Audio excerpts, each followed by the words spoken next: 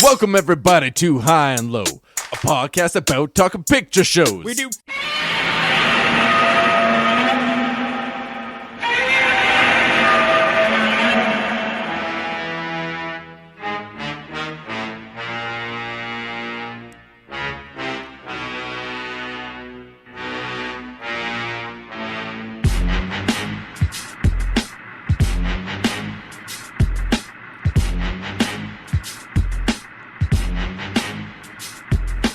Welcome everybody to High and Low, a podcast about talking picture shows. We do films that are corny, and some that are horny, and some that win Academy Awards. Doing all kind of movies from all kinds of genres, serving hot takes like plates of lasagna. Before we get going, a warning to you, you might hear some talk that's a little blue. We sometimes cuss and we sometimes curse. We like to do it off the cuff and don't rehearse. Now if this sounds like your kind of show, Tune in. Drop out. This is High and Low.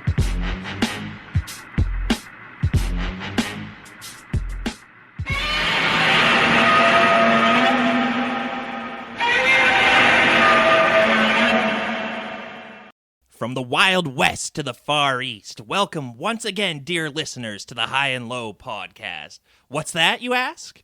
Just what is this High and Low? Is this some kind of radio broadcast? No, dear friends, this is a podcast show where we pick a theme and then pick a good movie and a bad movie and have a little sit-down chat about them. Today on the show, we have a giant monster showdown as two ferocious giants face off. First up, we have Japan's greatest export, the often imitated but never duplicated King of the Monsters himself, from the original 1954 Godzilla. And then next on the docket, we have North Korea's Kaiju response with the Kim Jong-Il produced Pulgasari from 1985. I'm Mitchell, joined as always by my co-hosts Luke. Hi. And Vaughn. Hey. Gentlemen, how are you today?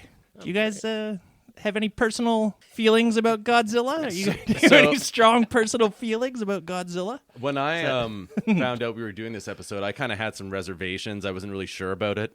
Sure, I've wanted to see the Wild Bunch for a long time. It's always been on my list, but I wasn't really keen on watching an Adam Sandler movie, so I didn't really like Ridiculous Six that much. So that's kind of how I'm coming in. That's kind of my baseline. Oh, you didn't like Ridiculous Six? No, it wasn't my favorite. Well, Yeah, what do you guys? Welcome back to the pod, Vaughn. That was last week. We're over that now. I'm sorry, Vaughn. You watched the incorrect movies for tonight's episode. This is like one of those dreams where you wake up in front of the class with no clothes on. No. Shit. Can we just pause for a few hours real quick? All right. Well, welcome back. Oh wow, those movies were much different than what I watched beforehand. So Godzilla we're doing. Yeah, exactly. I think yeah. You know, there's not a lot of Wild West looking backdrops in the Far East. No, I'm a huge Godzilla fan. One of my goals for the year is to go through all of them. Right now, I'm working my way through the Showa era movies, and this is the first of. So this aligns well with my personal goals, and it's always nice when business and pleasure combine that way. Yeah. Which part's the pleasure? Doing a podcast with you, fine gentlemen, of course. Oh, wow. Isn't that sweet? Yeah. How about you, Luke? You into Godzilla? I'm a casual fan. Yeah, I haven't seen that many of them. I've watched some here and there sporadically. I enjoy all of them. The American ones, I haven't watched any of the new ones. I think I watched Godzilla King of the Monsters. It's fine. I really like these old, guy in a suit Godzillas, though. Those are my favorite, although I like the new... there's a bunch of the new ones that I do like, too. It's an interesting story, and you can do a lot with the idea of a giant monster that people are responsible for creating, kind of coming and, giving people their comeuppance. What's better than that? I mean... It's a fucking monster. He crushes the city. It's fucking sweet. Never gets old. Like, Godzilla -1 was one of my favorite movies of the last year. And, yeah, Shin Godzilla was awesome, too, which I only watched a couple years ago. And there's a reason they call Godzilla the King of the Monsters. Nobody does it better than him. There's like a million giant monster movies out there. There's 38 Godzilla movies out there. And then on top of that, there's a billion other Kaiju movies out there. And nobody has ever topped Godzilla for his ass-kicking ways. Godzilla's the first. Like, King Kong is a giant monster thing, but Godzilla is like the first movie of the whole kaiju genre. So everything, no matter what they try to do with the story, is going to be biting on it at least a little bit. That DNA is always going to be there. which is why I think historical context probably helps to enjoy this first Godzilla movie from 1954, because in large part they've just been iterating upon this movie again and again and again throughout like the next several decades. So everything you've seen in this movie, if you've watched a future Godzilla movie, you've seen it done with like decades of added technology on top of it. Yeah, well, this is 80 years. You know, they've been doing these movies for a long time, and yeah, they're still enjoyable. 80 years? 80 years. 70 years. 70 years. 70 years. Close enough. What year is it? It's been a fucking minute For a movie that holds up so fucking well. Yeah. You know, a decade here or there doesn't mean much when you're a 2 million year old sea monster like Godzilla. 2 million if he's a day. One of the reasons these movies hold up so well, Ishiro Honda did an amazing job with this, and he wrote it, he created it, he really set up the whole kaiju genre. He did another 7 Godzilla movies after this one throughout the Showa era, and he did 6 other kaiju movies. He did Rodan, he did Mothra, he did all those kind of movies. Like every giant Japanese monster he basically probably directed their first movie and had some kind of hand in bringing them to life. Well, this starts right off the bat. Drink. With the iconic Godzilla theme song. Yeah, and good. It's so good. It's so good. It's Akira Ifukube did the score, and really, it's still used today. He said, again, everything in this movie just carries forward a little bit, or like all the way through. But yeah, awesome score. He had a 50-year career, Ifukube, and he did the scores for like about 250 films over the course of his career. He also did a lot of the scores for Shintaro Katsu, Zatoichi the Blind Swordsman movies. Oh, yeah. He did a bunch of those. He also came up with the Godzilla's roar, the monster's noise. I don't know if you guys saw that. Did that? Yeah. So, had anybody ever heard anything like this before in 1954? You're sitting in a theater, like I haven't heard it old before movie. or since. It's the best fucking sound in the world. It's bone chilling. Like it delivers so much joy to every pleasure center on my body hearing that Godzilla roar. They created the sound by covering a glove in pine tar and then running it up the strings of a double bass, like one of those big stand-up double basses. That's so cool. Yeah, that's the original Godzilla sound. God, I love Foley work like that. Pretty genius. Ifukube's idea that we'll use musical instruments to make this sound. Compared to like a T-Rex later with Stan Winston, where they're like, well, we'll mix up a bunch of animal sounds or whatever. So kind of a different vintage than some of the other creature sounds we might be more familiar with. Sounds about as good as that T-Rex sound, which sounds awesome too. And I'm sure they've probably reworked and remixed Godzilla's sound a million times since then, but he still kind of has the same basic sound that he has in this movie and the same basic look. No, we'll cut that out.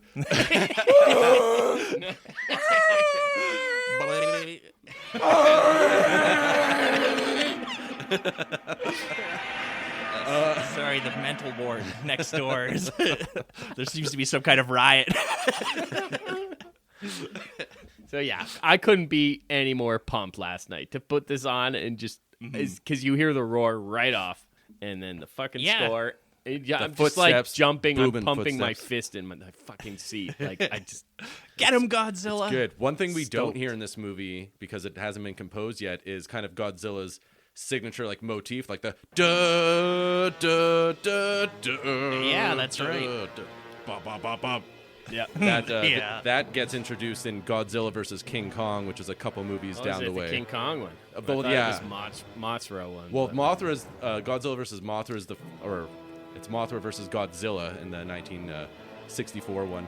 But that one is the first time where they incorporated into kind of Godzilla, and that kind of becomes more of his theme. But it's more first his march. But yeah, this is still always his theme. Yeah, but yeah, that doesn't come in. So I was looking for it kind of throughout the movie, and it never happened because I haven't seen this movie in a minute. So I had to look into why.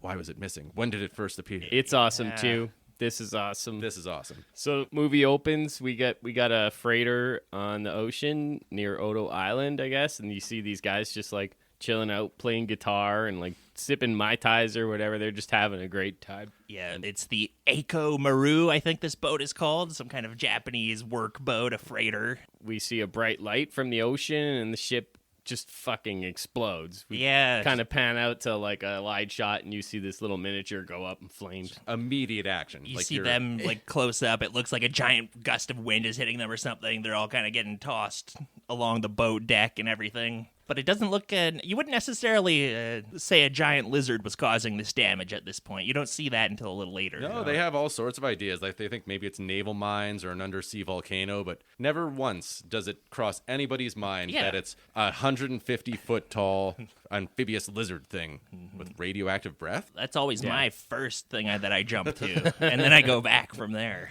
Smart. Well, the people on Odo Island are somewhat aware of it. At least the elders are. Yeah, Godzilla is like a legend that they have. Gojira. It's later, one of the elders describes how, well, back in the good old days, we used to sacrifice some of our women to Godzilla, and that would keep him quieted down. But So they're just jumping ahead to Odo Island because this thing happens. It makes headlines. Nobody knows what's going on. So then we're on this island and people are aware of it. They say that whenever their fishing yields are low, they know that Godzilla's around. And that's when they throw in some poor lass.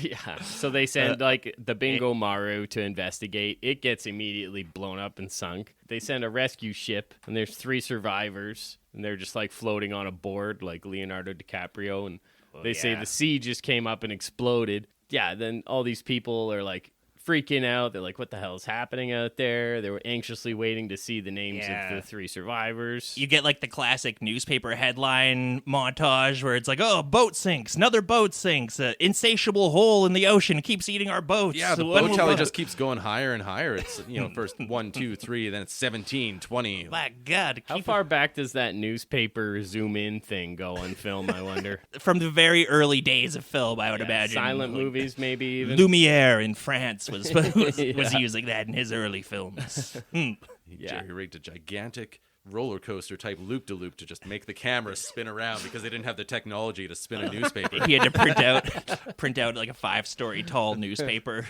attach it to the roller coaster rig. You just spin the film. Masaji is this fisher. He washes up alive on Odo Island, and there's no fish coming out in the nets, and that's when the elder's like, I knew it, it's Godzilla. And this one younger lady there, she's like, shut up, Gramps.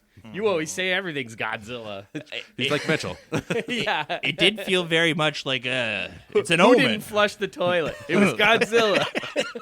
Who ate all the grapes? Godzilla. Pass the buck always. Like, No. this is a great omen. Godzilla's coming, guys. All our fish are gone. This is the best. The crazy old elder, he knows, and he's not just blaming it this time on who got the pig pregnant. We only have 2 female pigs. And boy, is he right, because nighttime falls on the island here after they have their little dance and their show. Everybody goes to bed, and then there's a Godzilla raid. And there's houses collapsing. There's a huge storm that comes in, and you don't really see any sign of Godzilla yet, but the whole village is kind of laid to waste, and everything's collapsing in on itself. It's an impressive and convincing-looking typhoon. Yeah. In any case, and shit's collapsing and just all hell's breaking loose. And then the camera goes back and you see this helicopter, and the helicopter looks like a toy. Right, yeah, the helicopter gets blown over. Yeah, it just kind of lightly falls over. This family's cloistered in their house while this huge storm is going down. You're still not actually seeing Godzilla, but somebody runs outside and looks up, and it just shows a shot of their face looking up, and they go like, ah! And then run back into the house, and you're like, oh, he just saw something weird. This movie does that a couple times, and it's really effective, where people see something that we don't see, and then it's later revealed. It works both times really well. Happens with the professor's daughter later too. Yeah, there is suspense in all of this. Even knowing what this is 70 years later, I'm watching this movie and I'm on the edge of my seat. Yeah. It's still suspenseful. It's still scary. I'm not like pissing my pants. I'm afraid or whatever. But it's scary in the way you want it to be. It's thrilling.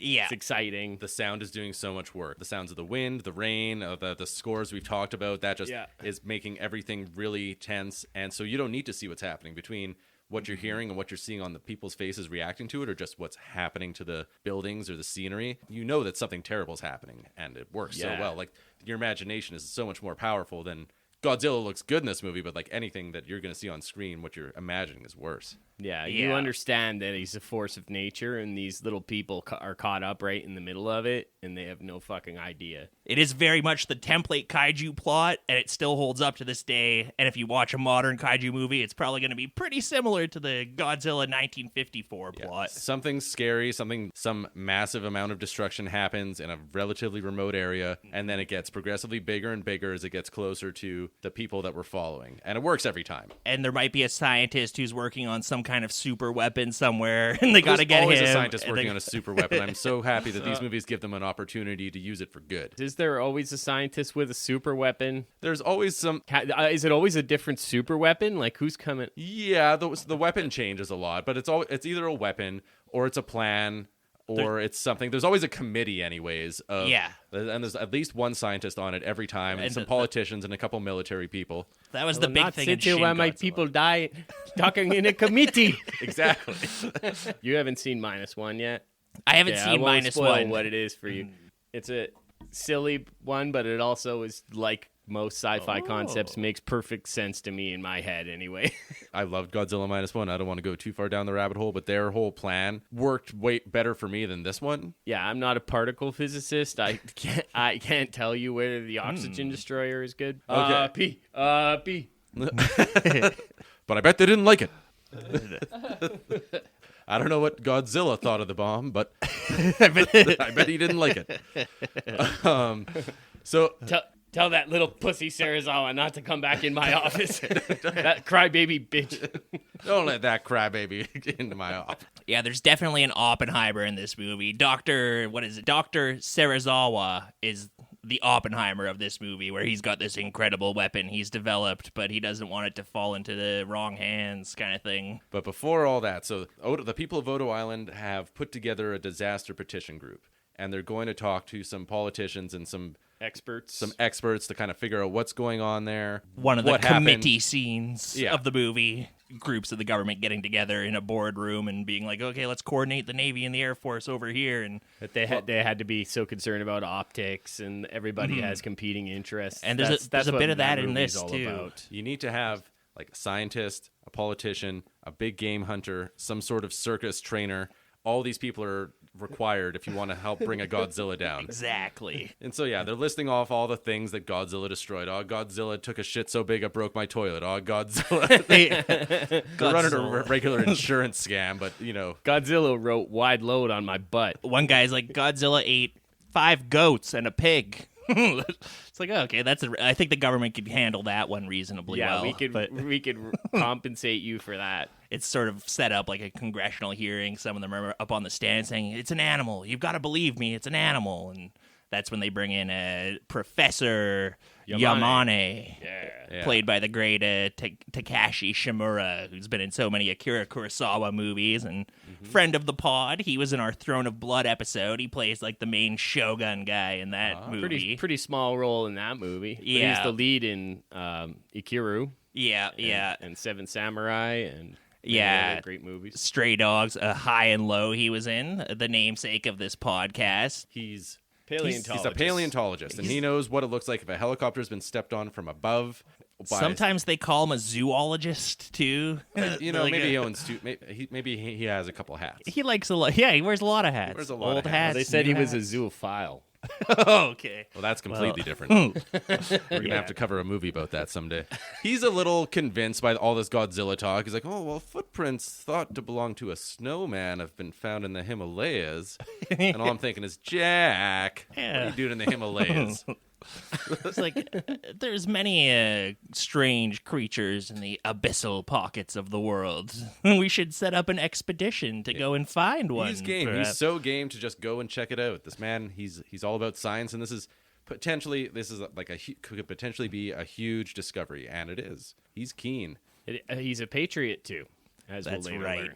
And they all head off on an expedition to try and find Godzilla. He's on the boat. I think his daughter's on there too. Her kind of boyfriend, Ogata, that she's flirting with, is on the boat expedition as well. And Ogata has a salvage ship, so they had originally kind of sent them out to check out the wreckage and maybe do rescue missions or whatever. And she just happens to have this father that's also involved with the plot, which is kind of far-fetched. But, the way they often that's Emiko, play and out. she's one of our main characters in the movie as well.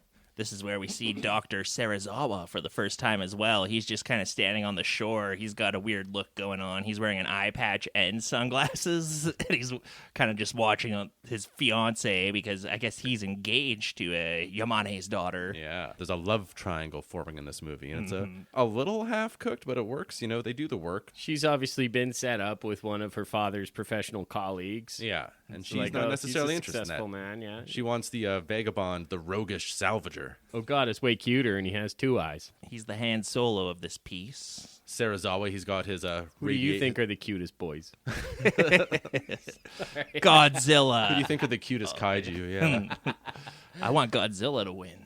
I'm an Anguirus guy myself. Ooh. I think thorns and horns are sexy. Pulgasari is hands down the cutest kaiju I've ever seen. He's pretty damn cute. Pulgasari's a looker. Which I don't think we've even mentioned Pulgasari yet. Normally we talk a bunch about our low movie up the top, but we haven't. We got too distracted. I'm just afraid that once we open the cork on the Pulgasari bottle, I'm not going to be able to stop. I'm just going to go on and on and on about it. Yeah, well, let's put that cork back into it. Hey, cork it, pal. We'll talk North Korea's Pulgasari soon. So, yeah, they're on the island, and they got Serizawa's got the Geiger counter, and he's like, well, this is weird. I got radiation on this side of the island. There's no radiation on the other side. From a bomb, the whole island would be irradiated. That's not the case. They find this footprint that's very radioactive, and it's also gigantic. Yeah, he's standing in it. He's like in a giant footprint. And would you guys call me crazy if I said this is the footprint of a giant creature? And everyone's like, yes, you are clearly crazy. He pulls a trilobite out of it. He's like, as we all know, they've been extinct since whatever, the Cambrian era or whatever, millions of years. The Permian. They get this little wrong a little bit. Trilobites went extinct 250 million years ago. Later on, they're talking about Godzilla coming from like the Jurassic Cretaceous. We're talking like 140 to 60 million years ago. So I think that's just because Godzilla like lives in a crack in the ground somewhere where all kinds of weird creatures might live from all sort of different eras. Okay, there could be a species in there from 2 million years ago. Could be a species in there from 100 million years ago. We don't know. We don't know where Godzilla came from. Well, Von's a geologist, so he knows all about those shale layers and whatever. Yeah, I'm saying that you can. I'll find you sand from the Jurassic right now. I can do it today. I don't need to go under the ocean to do it. Whoa. Wow. Let's go. Pause the podcast. Let's fucking go. The gauntlet has been dropped. And we're back. Wow. This is old sand. Wow, it's so sandy. You were right. Maybe. Tastes radioactive. This doesn't taste like Triassic sand. So, in your professional opinion, was it Godzilla that took down that submarine that got smushed last year? Makes sense. Yes. Nothing could collapse a submarine in on itself. But a Godzilla at those depths. So yeah, they look and they're like, "Oh, could this be a creature?" And everyone's like, "No fucking way!" And they're like, "What's over that hill over there?" A fucking hundreds of foot tall monster is just looking at us. Yeah, like, "Hi, can I? That's my lunch." I was gonna eat that trilobite later. Yeah, we get a broad day view of like Godzilla's head. Yeah, it's the puppet version, not the full rubber body suit, and it's just kind of like, "Rawr!" This movie's Jurassic Park scene, like when they first see the dinosaur for the first time, and it pans up, and there's a brontosaurus, or even. I think they probably took some inspiration for the T-Rex scene from this moment. You know, Godzilla for the first time in view. In all his glory, the villagers are ringing a bell. The entire village runs out to this hill to look at him. And hey, there's Godzilla. He looked like he's from the Jurassic period. Just saying hi. Yeah, you guys got any more pigs? And everybody just starts running and screaming. Like, Himiko falls down and we get a good reaction shot of her. Godzilla's got a bit of a goofy look on his face. You know, he's scary, but he's got like one eye is a little squintier than the other one, and he's like looking everybody down. That's the puppet hand one, and it looks a little sillier in the face than the full rubber bodysuit one. That's a lot more stiff in the face. It's kind of like Kermit the Frog. It kind of looks like somebody's hand up a puppet. Yeah. So his eyes are really like, googly. And he never blinks in this movie either. In future Godzilla movies, they'll have developed the eyelid, but in this movie, a lot of times it's just his eyes staring unblinkingly at whatever's in front of him. Yeah, They run all the way back to another council. Yeah, they run to another council, and Professor Yamane is doing a slideshow explaining how it came from maybe the Jurassic period, and its undersea habitat has been destroyed by H-bomb testing. Yeah, basically the H-bomb testing has blown up, disintegrated all of the fish, all of Godzilla's food, so Godzilla's looking elsewhere for food, and once it eats up all the fish in the sea, then it's going to inevitably make its way to land to eat all the pigs and the sheep and the sheeple. See, in future Godzilla movies... But not the vaccinated people. Not the vaccinated He likes purebloods only. Yeah. Like us. 5G towers scare Godzilla away.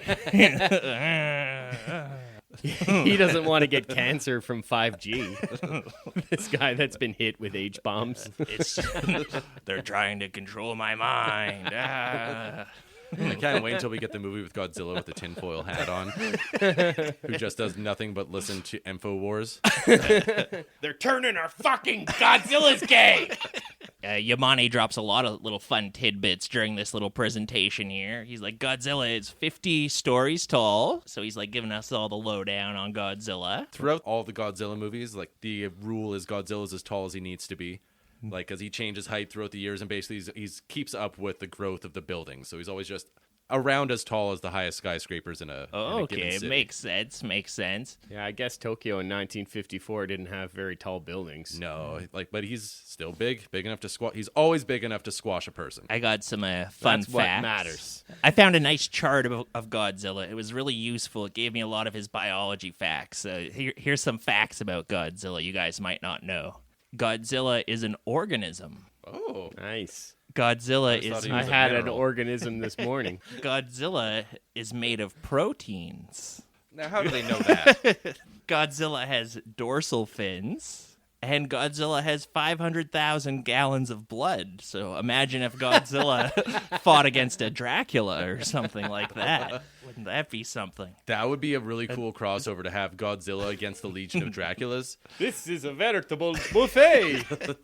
Godzilla versus Dracula. Or even a Pulgasari, because as we see in Pulgasari gets animated by a little droplet of blood. So imagine if 500,000 gallons of Godzilla blood dropped on him. How much iron is in that Godzilla blood? Yeah. Does he cook on cast iron pans? Because that's a way to increase your iron content.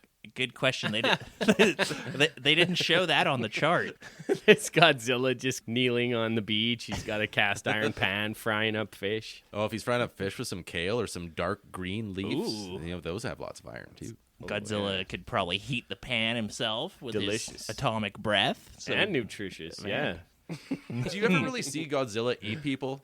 I'm trying to think through any of the movies. He's not like a T-Rex in that he's like, trying to eat people. He's just destroying everything in sight. Every once in a while, Godzilla will go for like something in specific, someone or something in specific. Like if you remember in the 1985 Godzilla, there was a guy who didn't evacuate the city after it was getting evacuated, and he's like, I'm gonna stay in this restaurant and drink all their expensive booze or something. And fucking A. Godzilla like peeks into the window at one point, and he's like, fuck this one guy in particular. Maybe Godzilla just wanted some port. In this movie, at one point, when Godzilla's destroying one of the cities, like he just sees a car parked at one point, and he goes over to the car and just specifically focuses his atomic breath on this one car, and it made me laugh because it's just like, yes, and fuck this car in particular too. Like I could take out a building with my atomic breath, but this one car is what I'm going after right now. I think we've seen him swallow some people. Like I think in -1, like didn't he like shake out a train car and like pour people into his mouth? I don't remember that, but that sounds like a Pringles can for Godzilla. like Skittles. He has a thing for train cars for sure. Every movie he goes out of his way to just derail some train. Yeah, and in this movie, not to jump ahead, but there is a scene where there's like a single mom with her 3 little kids. Yeah. And he's looking directly at her, and she's like, we're going to join Daddy now. Yeah. And it's like, run! It's horrific. Run! And he's like, Godzilla doesn't care. That scene is fucking nuts.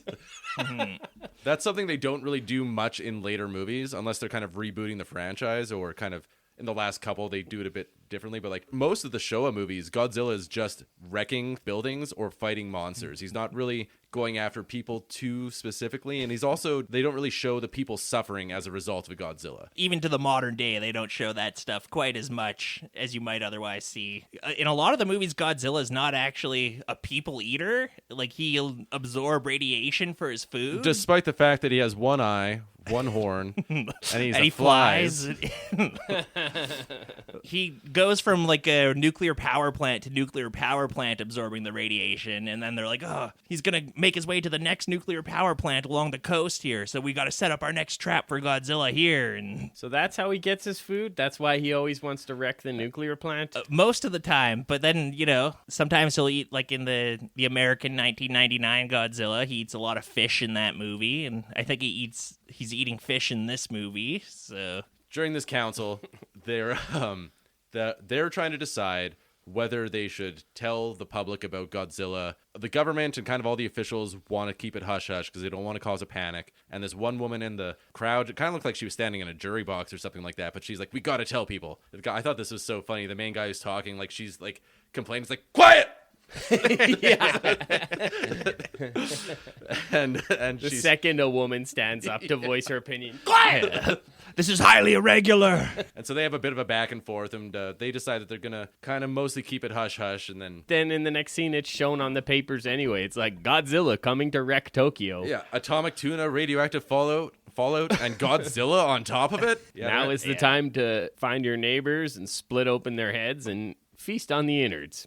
How that woman called him, she was like, you stupid idiot, the people must know. Then it's showing kind of the public's reaction on the trains and everything. Like, there's some young professionals on a train reading the headline, the Godzilla headline, and they're like, what happens if Godzilla does appear? Oh, he'll probably eat you up. And just the little public discourse that's going on. Yeah, that lady Godzilla. There is like, it's a young woman there. She's like, what if it comes to Tokyo? I barely escaped the bomb in Nagasaki. And now to deal with this, the subtext is pretty clear. That's a hard life, just narrowly avoiding the Nagasaki atomic bombing and then having to deal with Godzilla.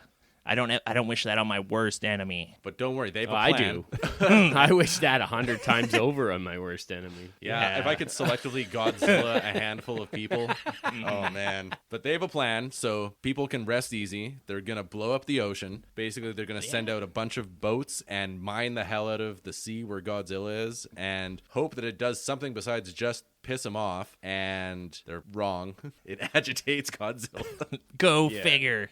Yamane is mad that they're trying to kill it. He's asserting that they should study it and maybe its resistance to radiation could be useful he's to really the people of Japan. Yeah. Which, like, everybody's like, you're mad. You're just your ego. You're foolish. And I'm like, well, he's kind of got a fucking point on that. He's like, we should be focusing on why Godzilla's still alive and soaking up the radiation, not trying to kill Godzilla. There's also a weird scene with, like, just a bunch of people partying on a boat here. It's like a big cruise ship. Yeah.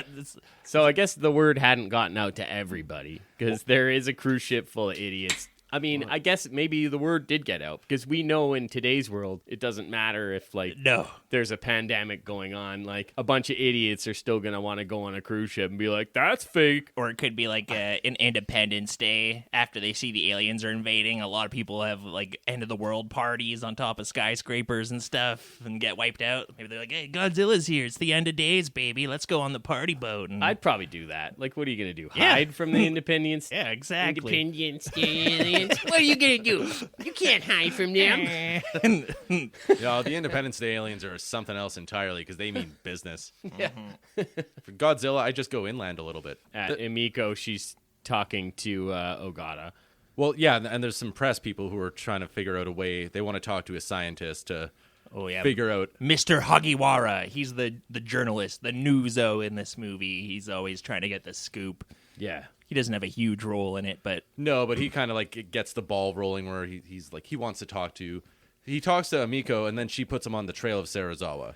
Yeah. Yeah, he's like, I can't get a hold of Serizawa. He won't talk to me. And she's like, he's my fiancé. I think I'm engaged to that guy. I see him from time to time. Yeah. Yeah. Because they're like, maybe this guy has some ideas, because Yamane's like, it's impossible to kill Godzilla. He was baptized in the fire of the H-bomb. And besides, we should be studying it.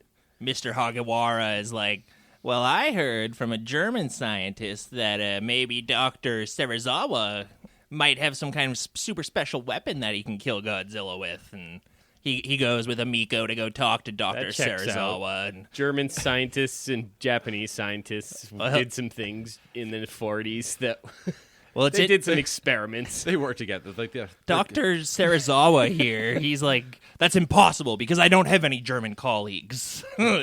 That's his defense to the reporter. He's like, no, you couldn't have heard that from a German colleague. I have no German colleagues. He's kind of great because anytime somebody brings up the idea, the very notion that he has some way to destroy Godzilla, is like, don't be preposterous. I'm not working on a secret weapon in my ultra lab in my basement. It can't be done. Yeah, he's very funny and precious about his top secret experiment throughout the movie. It's called the Oxygen Destroyer. It's pretty great. He made it in his lab, which is the labbiest lab that ever labbed. It's got beakers and bookshelves and bubbling everywhere. Yeah, straight out of Frankenstein's. Yeah, he has like lab. that weird like electricity machine in the background. I don't know what that's for, but it's just like the Tesla coil looking things. Yeah, those are sweet. Why does he need 20 beakers and 12 Erlenmeyer flasks? It doesn't make sense.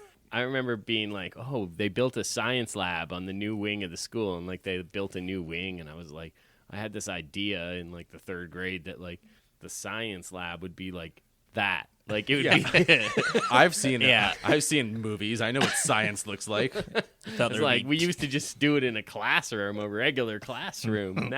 And then you get there, and it's just like, instead of individual desks, it's like 3 people sitting on a long desk. I'm like... And there's a sink in the room. There's a sink. There's gas lines. There's just all sorts of like valves you can pull and just shoots gas out of the walls. That's kind of cool. There's gloves. But no bubbling beakers. No coils. Like giant Tesla coil with electricity shooting off of it or anything like that. Why the hell not? Yeah. Don't put your fingers in the Tesla coil. No, kids, don't mix up your water and your sulfuric acid beakers. So we had to run our own experiments at home. Like putting those free AOL internet CDs in the microwave. Oh, that's cool, how you make lightning designs. It's like a fireworks display. Yeah, nice. CD-ROMs just used to fucking come in the mail for no reason. That was the best. Tinfoil did it too. It's a really great way to wreck a microwave. I think they just used to sell toys like that to children in the 1950s, where it's like, you'd build your own sulfuric acid at home, kid. And you would, open up the package and be like, oh, if I mix these 2 chemicals, I can chew through concrete. Nice. I made white phosphorus. Fisher Price, my first war crime. My lungs. Luke, did you mix up the caustic soda with the sugar again? Now everybody's just doom scrolling all the time. Before we were practicing ways to bring doom to the world. There would be no doom scrolling without our experiments and mass destruction devices. I have a Swiss passport. I can't be... And if you're a cop, you legally have to tell us. That's one of the laws, too. I'm pretty sure. So, we are going to use some Toho clips in this, and you guys have mentioned that Toho are famously litigious about the Godzilla property. Yeah, Toho is a really weird company where they're known for being really on the ball with their Godzilla trademark, where like if some used car dealership in Wisconsin has like a big lizard standing up in an ad, they'll suddenly get an email from a Toho being like, that's our trademark, that's Godzilla, you can't use that. We own all likenesses to Godzilla. Cease and desist before we sick Rodan on you. But I guess, I mean, if they're trying to, like, monetize off of it. Yeah, exactly. Yeah. There has been no money exchanging hands here at Toho. But we're totally open to the idea. If you want to give us money, we will take it. Please. Wouldn't you like to take my thumbs? Yeah. The walls are caving in around us, and it's not a Godzilla this time. Mitchell's wrong on this one. Pulgasari. Amiko and Serizawa are talking, and she keeps saying, are you sure there's nothing you can do about this Godzilla? He's like, no, I'm not working on anything that can kill a Godzilla. Absolutely not. And she's like, really? And it's like, okay, come check this out. And he pulls out this little antacid type of thing. I thought he was just feeding the fish at some point, because in the middle of his laboratory, he's just got this big fish tank, and you're like, oh, okay, that could be some science-related stuff. And then he, takes out a scoop, and it's just like when you would feed your goldfish at home. He just, kind of throws some of these flakes in the top, and you don't see what happens here, but you just see his girlfriend's face turn away, and she kind of shrieks, and you're like, oh, whatever you just put in that water was no good. Yeah, the water starts just like when I fed my goldfish. They turned into skeletons. Yeah. What I do wrong? Die. horrifying to behold. It's just the oxygen destroyer. Does he call it by name? No, not yet. Destroyer? No, all we know is that the water starts boiling destroyer. a little bit, and Amiko is pretty worried about it. She screams, and I'm like, what could you do to a fish that would shock a Japanese woman?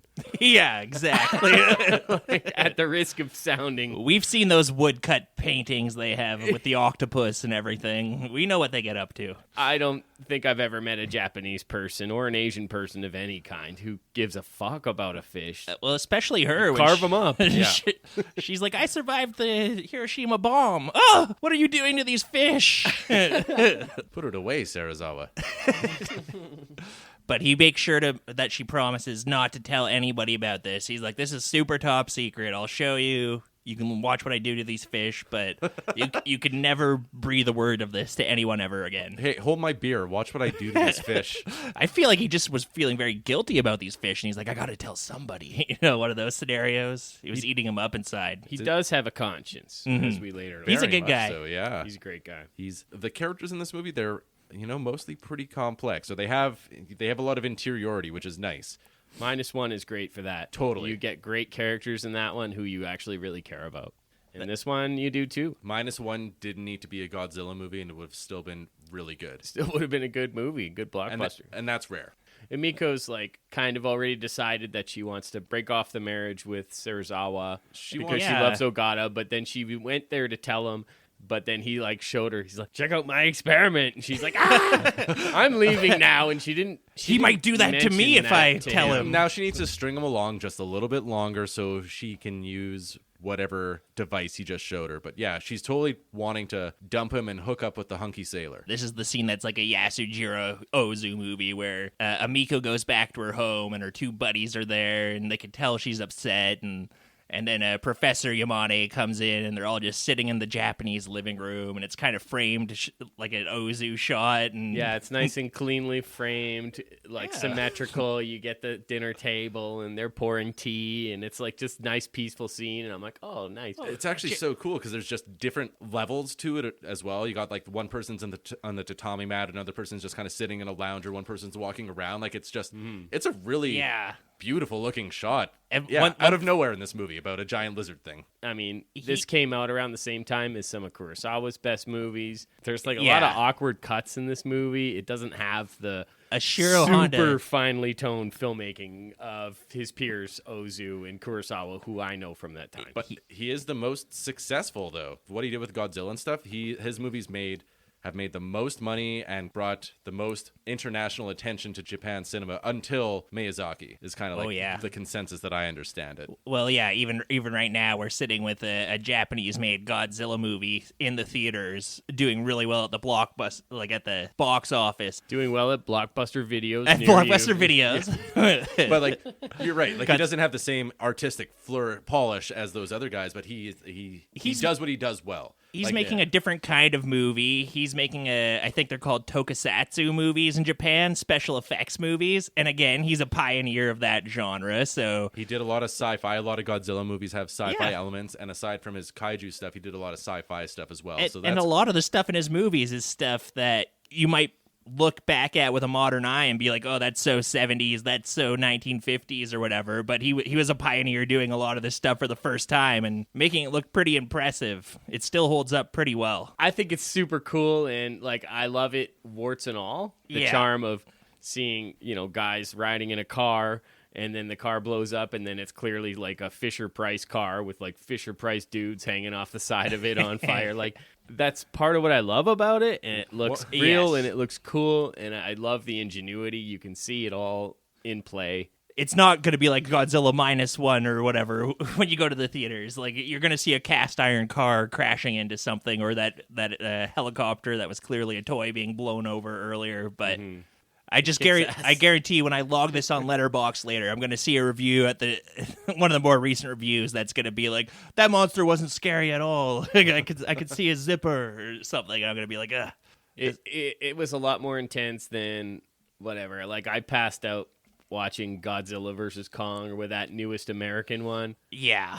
I'm sure that movie's just fine. People like it, I guess. But, like, I just saw a bunch of fucking CGI glops smashing into each other, and it just felt like nothing to me. Yeah, it was pretty cool looking at some of the pictures of the sets, the miniature sets and stuff earlier, seeing, like, little aircraft carriers. Like, they're pretty big. They're miniatures. They're smaller than an actual aircraft carrier. They're but bigatures. A man could stand on them.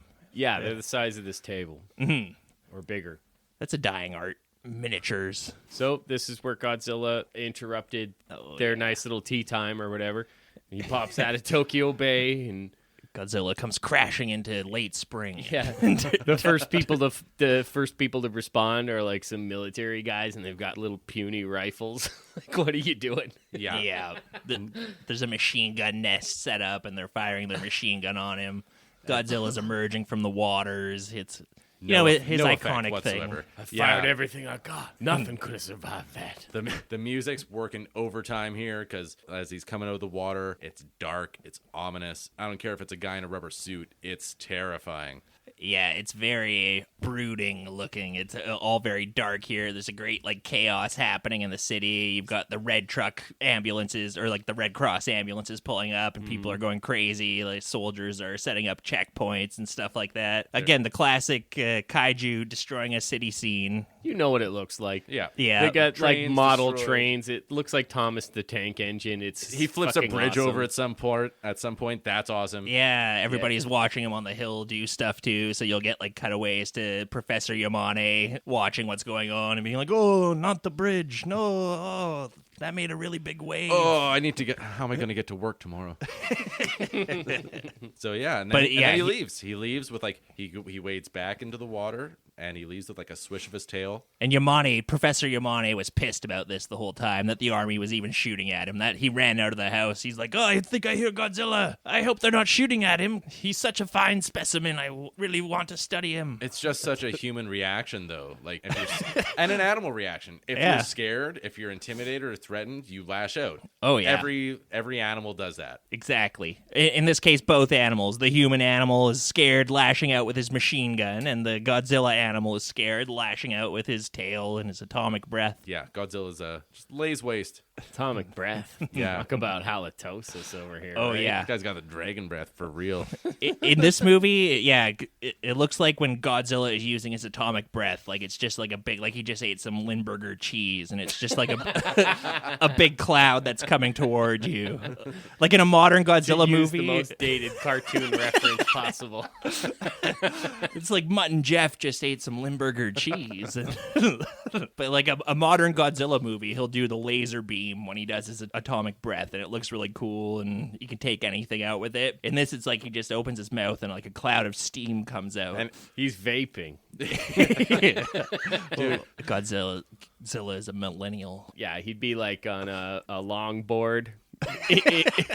Riding into Tokyo and like, dude, what are you vaping on? Japanese society isn't ready for it. They're all scared. They're like, what's he riding on? He's got some sick mix. It's like I got some 30% watermelon, 50% root beer, 10% cherry, 5% ginseng.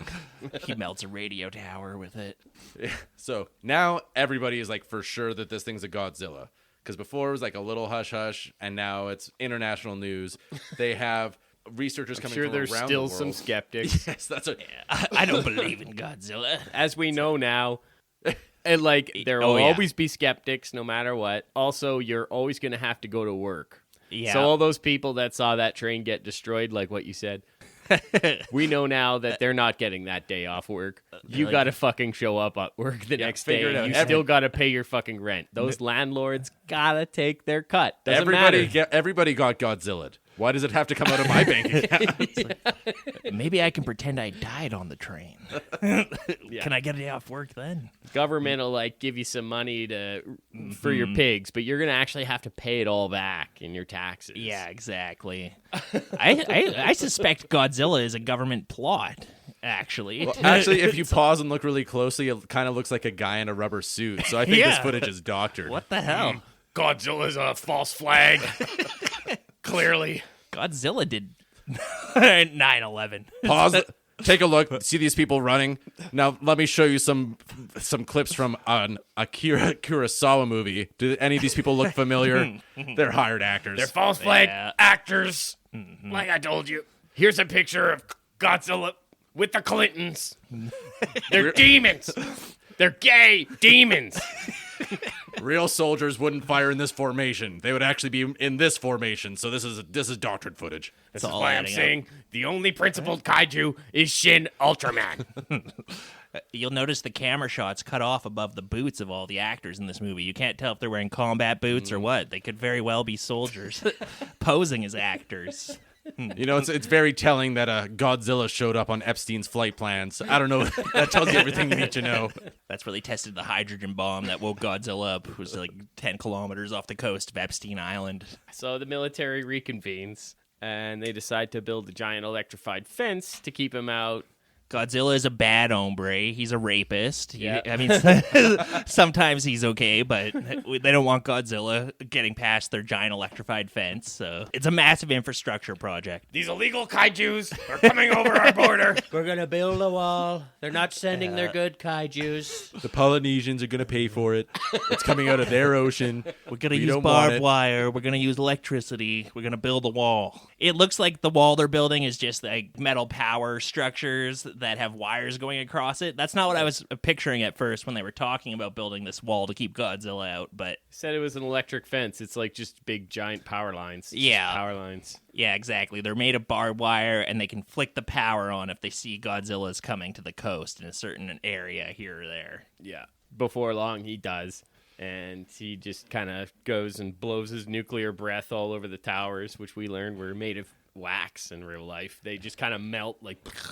And I contend that that's just poor engineering. They should have made them out of metal. Well, if you make them out of metal, then Pulgasari will devour them. Ah, it's true. Yeah, it's a can't-win scenario. Yeah, I know. It's just tough when you live in the land of kaiju. You got to really strategically choose your defense. Godzilla has heat breath that can melt wax, but if we make it out of metal, Pulgasari will eat it. He likes to eat metal. And there's really, it's a no-win scenario. Gotta make it out of wood.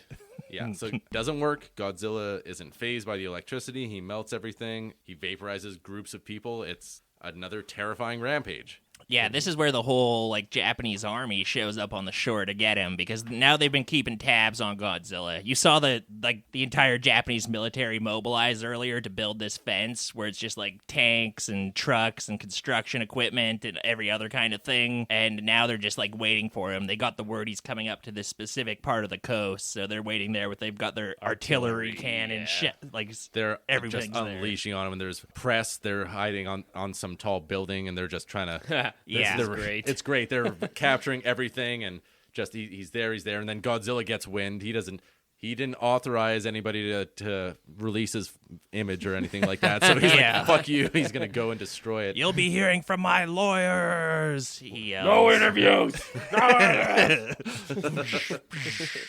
Just one question, sir. Godzilla, sir. Just one question.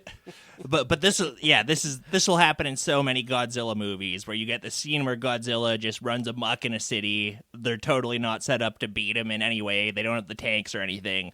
And then there'll be the next scene where, okay, now they're ready for Godzilla. So now they've got the entire beach set up with artillery cannons and tanks and everything else. And this is like the first in the long storied Godzilla franchise. This is the first time where you see the military really just lay into him with all their firepower and give him his first beating. Due to Godzilla's sheer size and fortitude and all that, pretty unfazed by all of it. And it got me thinking, like, Godzilla's gigantic. What do you guys want to go up against? Like 5,000 duck-sized Godzillas or one Godzilla-sized duck? The duck for sure. The duck doesn't have nuclear breath. Yeah, that's the main deciding No, the duck factor. doesn't have nuclear breath. But although duck-sized Godzillas have little nuclear breath. Yeah, I don't want that. Do I personally have to go up against it, or yeah? It's you're on the committee. You're on the committee, and you need to plan out the best way to protect your coastline from one of these two threats. Any size duck, you give me like an M16 rifle, it's gonna come apart. Yeah, and I'll be feeding my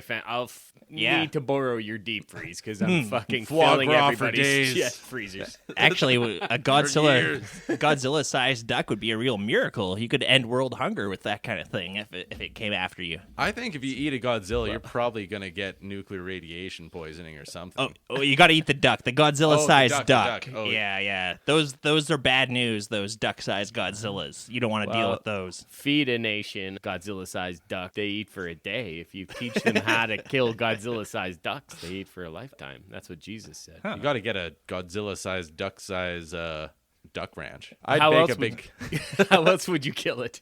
I'd bake like a big crouton or something like that and just hope that it chokes to death. Ooh, ingenious. You're the mad scientist in that movie.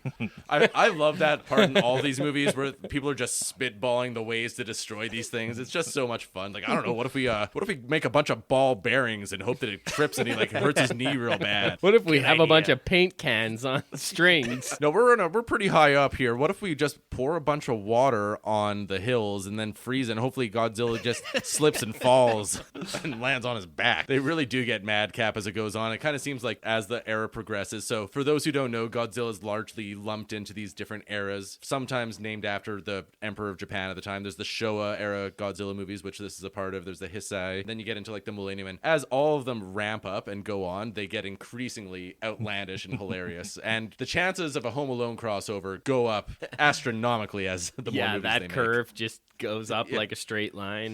Asymptotically. They kind of build on their own like insanity. So by the time you get to the Millennium era of Godzilla, it's referencing stuff that happened in the Showa era as like, oh, I watched that when I was a boy. Now it's 20 years later. I'm making a Godzilla movie. So I'm going to have the weird aliens come in that everyone said was a bad idea to have in that movie in the first place in the 70s or whatever. And these movies are kind of like that meme of Dr. Manhattan sitting on Mars where it's like, it's 70 years ago. I'm watching Godzilla in the theater. It's the best thing ever. It's 50 years ago. I'm sitting in the theater watching Godzilla. The more things change, the more they stay the same, I tell you. Everywhere all at once.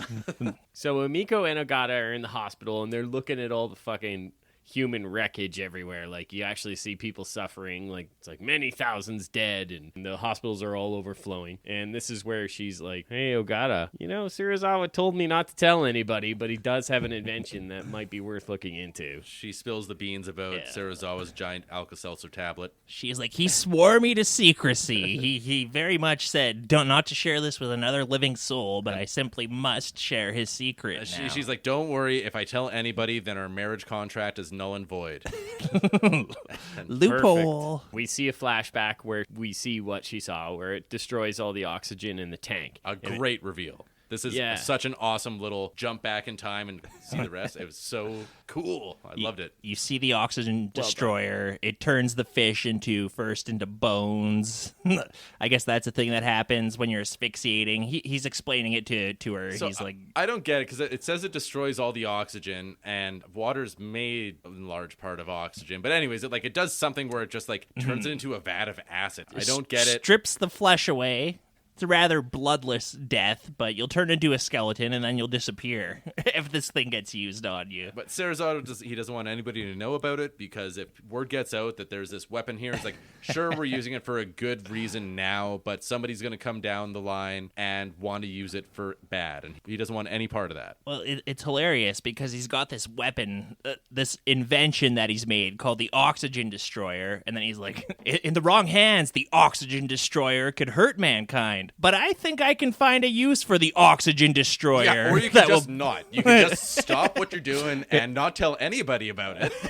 It could still be a good invention, and what's it going to do? Unless people are in a swimming pool, it's not going to fucking hurt them. Well, they said that they could kill all the fish in Tokyo in the sea or something. You know what it would have been great for? Is when them gremlins jump into the pool and they get wet and start multiplying. That's when you need the fucking Oxygen Destroyer. I thought of the gremlins out root and stem. It needs better marketing. It's got to be a gremlin destroyer and a Godzilla destroyer. Yeah. It's good for destroying monsters. You have it under a bunch of different names, and that way you can capitalize the market. I suspect it could be used to create beef jerky too. Maybe dehydrate meat and create some beef jerky. I'm not exactly sure how. I'm not a scientist. I don't know anything about oxygen or how beef jerky's made, but that sounds right to me. It seems to make all the organic matter disintegrate. Yeah, but you might be able to fine tune it. just make like some of the organic matter. So wait, are we talking beef or are we talking tuna? I mean, you got to test it out on fish. That's what Dr. Sazura has been doing. You said fine tuna it, right? Can I get just a little oxygen destroyer on the side with my sushi just to dip it in? Spicy. I love it when they sprinkle the oxygen destroyer on the meal when it comes to the table. It's a nice touch. Oh, no thanks. Can you not put that on that? It's too hard on my guts. Man, when I was young, I could eat all the oxygen organs. destroyer I want, but now I kind of get a little bit of heartburn. Yeah.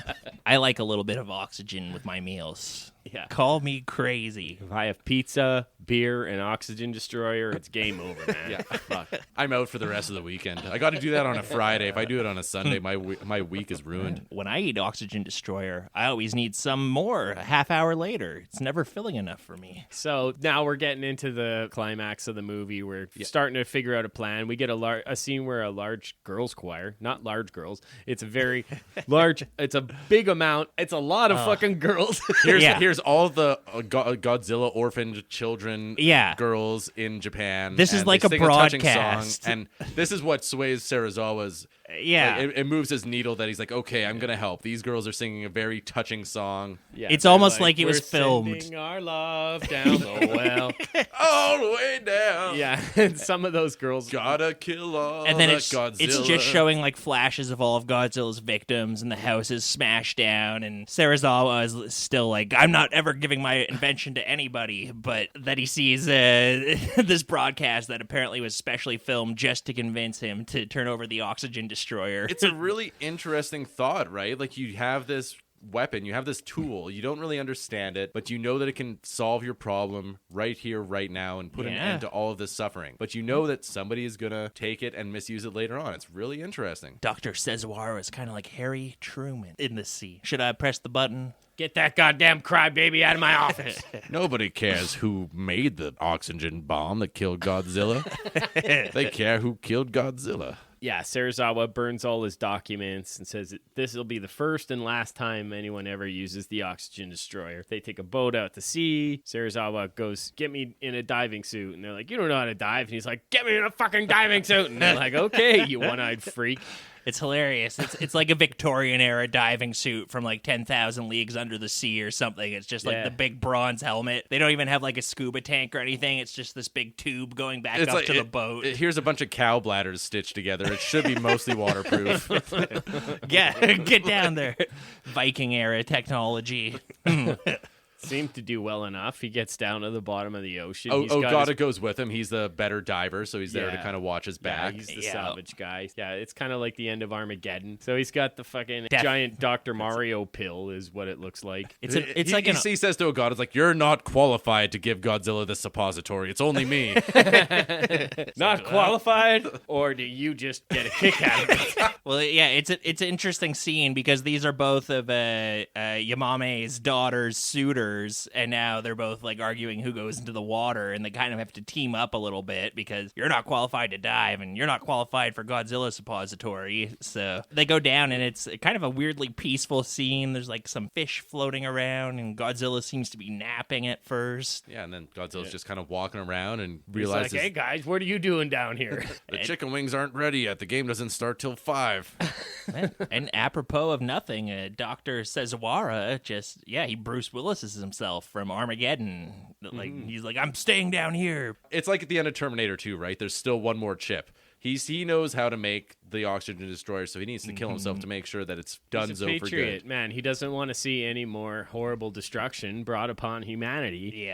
Yeah, he cuts the tube, and he's like, good luck to you, Ogata, and you two are a really hot couple. I hope you have hot babies and hot sex and all sorts of stuff. You guys are cute together. Make I hope love you to will my be fiancé. happy. It's pretty moving. He volunteers to ghost cuck himself. Godzilla just kind of emerges from the water. He screams in agony, and then he sinks to the bottom of the bay and disintegrates. Happy ending. Yeah. It's bittersweet because everybody as the movie ends, everybody on the boat is crying over Serizawa's sacrifice, but Godzilla has been destroyed. The movie ends on the note with Yamane. He says, well, I believe that if nuclear weapons testing continues, another Godzilla may awaken in the future. Just puts the message of the movie. Yeah. If you were ever wondering what the subtext of the movie is, Here it is. They're going to rubber stamp you on the forehead on your way out of the theater. The answer is there is no subtext because here is the actual text right on the face. So there was a boat that was destroyed, or no, everybody got irradiated on it from the H-bomb testing on Bikini Atoll. Yeah, America's hydrogen bomb test at Bikini Atoll actually caused, did they die, these fishermen, these Japanese fishermen? I think there was a few dozen or a couple dozen people on that boat. Yeah. But this was only just a few months before Godzilla came out, and that was when the Americans had tested the bomb that was 1,000 times stronger than the one they dropped on Hiroshima. And twice as powerful as they expected it to be. Yeah, so it ended up irradiating a bunch of the islanders on the Bikini Atoll, and it really messed this Japanese fishing boat up. They still got it in like a museum in Japan somewhere that you can go see it in Tokyo. That was like the Lucky Dragon. Yeah, that's right. Yeah. Yeah, that's an ironically named vessel. But I don't know, you guys have seen Oppenheimer, and there's that guy's like, hey, what if we made a hydrogen bomb? And it's like, no, you fucking dummy. I know we're working on the nuclear bomb, which will be powerful, but what if we make the hydrogen bomb, which will be more powerful? Yeah. All right, so that's Godzilla. Should we take a quick break? And then when we come back, we'll talk about Pulgasari. Let's all go to the lobby. Let's all go to the lobby. Let's all go to the lobby to get ourselves a treat. Well, we had a lot of fun with Japan's Godzilla, but what if I told you that nearby there was a giant monster that was just as threatening and just as intimidating as Godzilla? And that monster's name was Pulgasari. We've got 1985's Pulgasari from North Korea, directed by Shin Sang-ok, produced by the great film producer and North Korean dictator Kim Jong-il. Pulgasari, guys. Do you guys have any love for Pulgasari the way you have for Godzilla? Up until a couple nights ago, Pulgasari hadn't captured my imagination the way Godzilla did. I was actually really excited to find some new giant kaiju monster thing that I get to watch a movie about. I was excited to watch Pulgasari because looking on my Letterboxd stats, it looks like it's actually my first North Korean movie, and I have to assume that's the case for you guys too because there's not a lot of them floating around out there. Yeah, we get to color in that map now. Yeah, exactly. I've never seen anything from North Korea before this. I don't know if I'll revisit that well or not. I like this movie well enough, but I got what it was doing. I probably will. I'm a little more sympathetic to Korea than most people. I just call it Korea. The one Korea. Well, that's going to get a little confusing because the director, Shin Sang-ok, he had quite a successful career making movies in South Korea. Career. It should be noted that the reason people love love's a strong word. The reason people know about Pulgasari is because of the insane backstory behind its creation. It's not quite up to par with a Godzilla or something like that, but it's kind of gone down in history a little bit as a cult movie now. It's in like the public domain in the States and stuff. Like you're not going to see like an awesome Vinegar Syndrome release of this movie. I think all three of us watched it on YouTube, but it'd be nice if there was because the version on YouTube was pretty shitty. Yeah, it looked like a VHS scan of some kind from the 80s. It's probably like a transfer of some kind. No knock on whoever did it because they're doing the Lord's work, and I appreciate it very much, but we need a proper transfer because this one was like when the motion would get active, it would get blurry. Yeah. It needs a little love. It needs a little 2K restoration. Yeah, there was a few... I'll take 1K even. Some cool-looking battle scenes that you were like, oh, this would be so much cooler if I could make out what was happening right now. But it didn't quite look like Kurosawa's Ran. Yeah, the whole buzz around Pulgasari is basically that the director was kidnapped by Kim Jong-il and his North Korean security forces or something to make the movie. Which sounds like the plot of like a South Park episode or something. Yeah. Noted cinephile Kim Jong-il reports say that he had a movie collection at like 15,000 movies at the time this one came out, wanted to improve North Korea's movie game. Yeah, so like Kim Jong-il was kind of like, it sounds like the Goebbels of North Korea, where at first he was a minister of the propaganda propaganda department there, and then he became like the head of the arts department there. And so his whole thing was he wanted to make very North Korea-centric films that could compete with a lot of the other Western movies that were coming out around those times. But he recognized that the movies that he was producing were a little flat and lifeless. So so this Shin Sang-ok fellow had a good name. People recognized him. They liked him. So in 1978, his then wife, the kind of estranged Choi Eun-hee, was traveling in Hong Kong, and she got abducted. And so he kind of went looking for her, and then he got abducted 6 months later, and they were brought over there to make movies for North Korea, and Shin Sang-ok didn't want to oblige him. He kept being insubordinate, and then he was imprisoned for 4 or 5 years until he was released in 1983, and he agreed to make some movies. So between 1983 and 1985, when this movie came out, he made something like half a dozen movies. This was the last one that he made. It's the most famous one, and then they escaped while they were on a tour in Vienna to secure some funds to make another bigger, better movie. Yeah. So they they made a dash for the U.S. Embassy and got away. But I think this is probably the first movie that we're covering by a director who was under duress, making it under duress. Oh man. I don't know that. Yeah, no, hard you're to probably right. Oh, yeah. Maybe Elektra. I don't know. Definitely in some of the movies we've done, I think an actor or two has been under a duress, maybe a writer, but I don't know about the actual director as of yet. This could maybe be a first. Some of those people in Bruno Mattei's films were on the wrong side of the mafia. They didn't realize there was a movie happening. But Bruno's doing it for the love. But it sounds like really weird. Like Kim Jong-il would take them aside and he would be like, here's my vast library of 15,000 films. You will each watch 4 movies a day and give me your thoughts and opinions on them. Like, sign me up. That sounds pretty good, actually. It's like a weird mad scientist thing, but also one that I'd be like, life's kind of a weird mad scientist experience when you think about it. So it's like, I think a lot of the cast and crew of this movie were also not abducted, but I don't think they thought they were making a movie in North Korea. They thought they were going to do it in China, and then they got on a boat and wound up in North Korea. It's actually, they were from China? They weren't. That was North Korea's MO when they wanted to kidnap someone for their burgeoning film industry, is they would go to other countries around Asia and be like, we've got a big opportunity. We're some Hong Kong filmmakers. Why don't you come meet us in Hong Kong and we'll talk about it? And then they'd kidnap them. Wow, Hong Kong's making great movies right now. It's the new wave in Hong Kong. And then you end up in North Korea. You're like, oh, fuck, man. I should have listened to my dad and become a lawyer.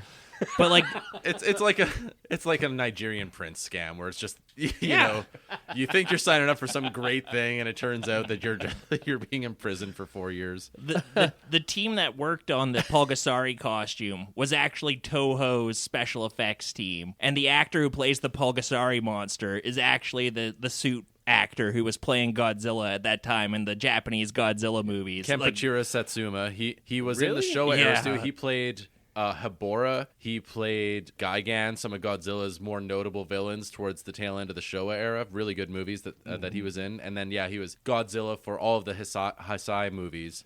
So he played Godzilla for, 15 years or something like that. Like, he was a big deal. He was that era's Godzilla guy, and he was also Pulgasari. So that's why Pulgasari looks so cool. So we didn't talk about Haruo Nakajima at all, who played Godzilla in the last one and for most of the show eras. But it's worth bringing up how effective having a good suit actor is for making these movies work. And I think that's something that Pulgasari gets right. You have a guy who knows how to stomp around in these giant rubber suits that weigh as much as 100 kilograms of foam rubber and stuff like that.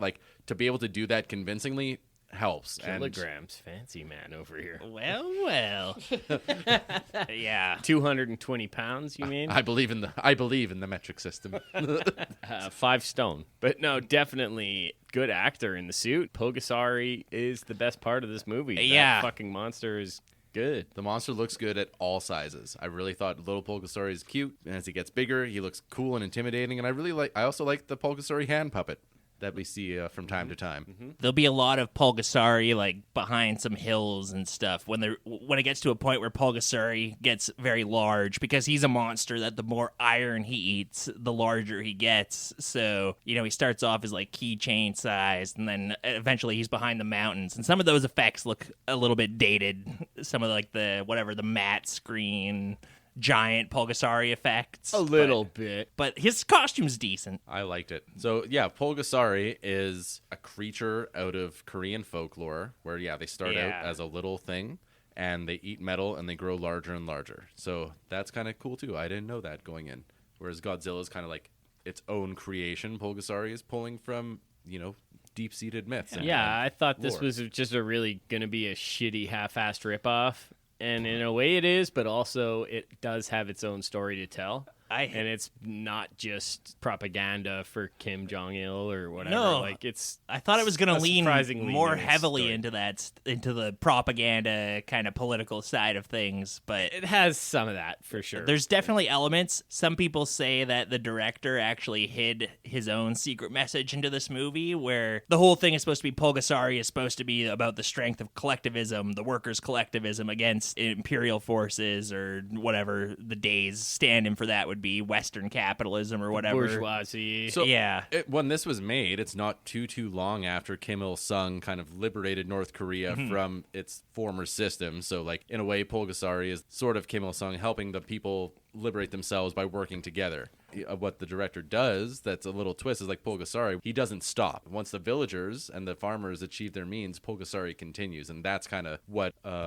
people say the hidden message in that is that the Korean people turned to Kim Il-sung and their party in order to fight off the Imperial Japanese, and then that party, kind of like the Pulgasari monster, kept growing and growing until it became this authoritarian force. It's like absolute power corrupts absolutely. So, surprisingly layered movie. Yeah. More than what I was expecting. Go it figure. has like a 3.0 on Letterboxd, which I thought was a little high, but it's like a little high, but like as I'm watching, I'm like, you know what, I've been watching a lot of these types of movies, and it checks a lot of boxes. Yeah. As we'll go through the plot, we'll kind of see it just circulates the same thing over and over again. And what I think this would have been better as is like an episodic type of thing, where it's like, oh, Pulgasari's got to go and beat these bad guys up one day, and then they try to have some plan to beat Pulgasari, and he gets one over on them, and they do it again and again. There's definitely some plot problems as the movie progresses, but just the way it goes from one event to another. It's not great.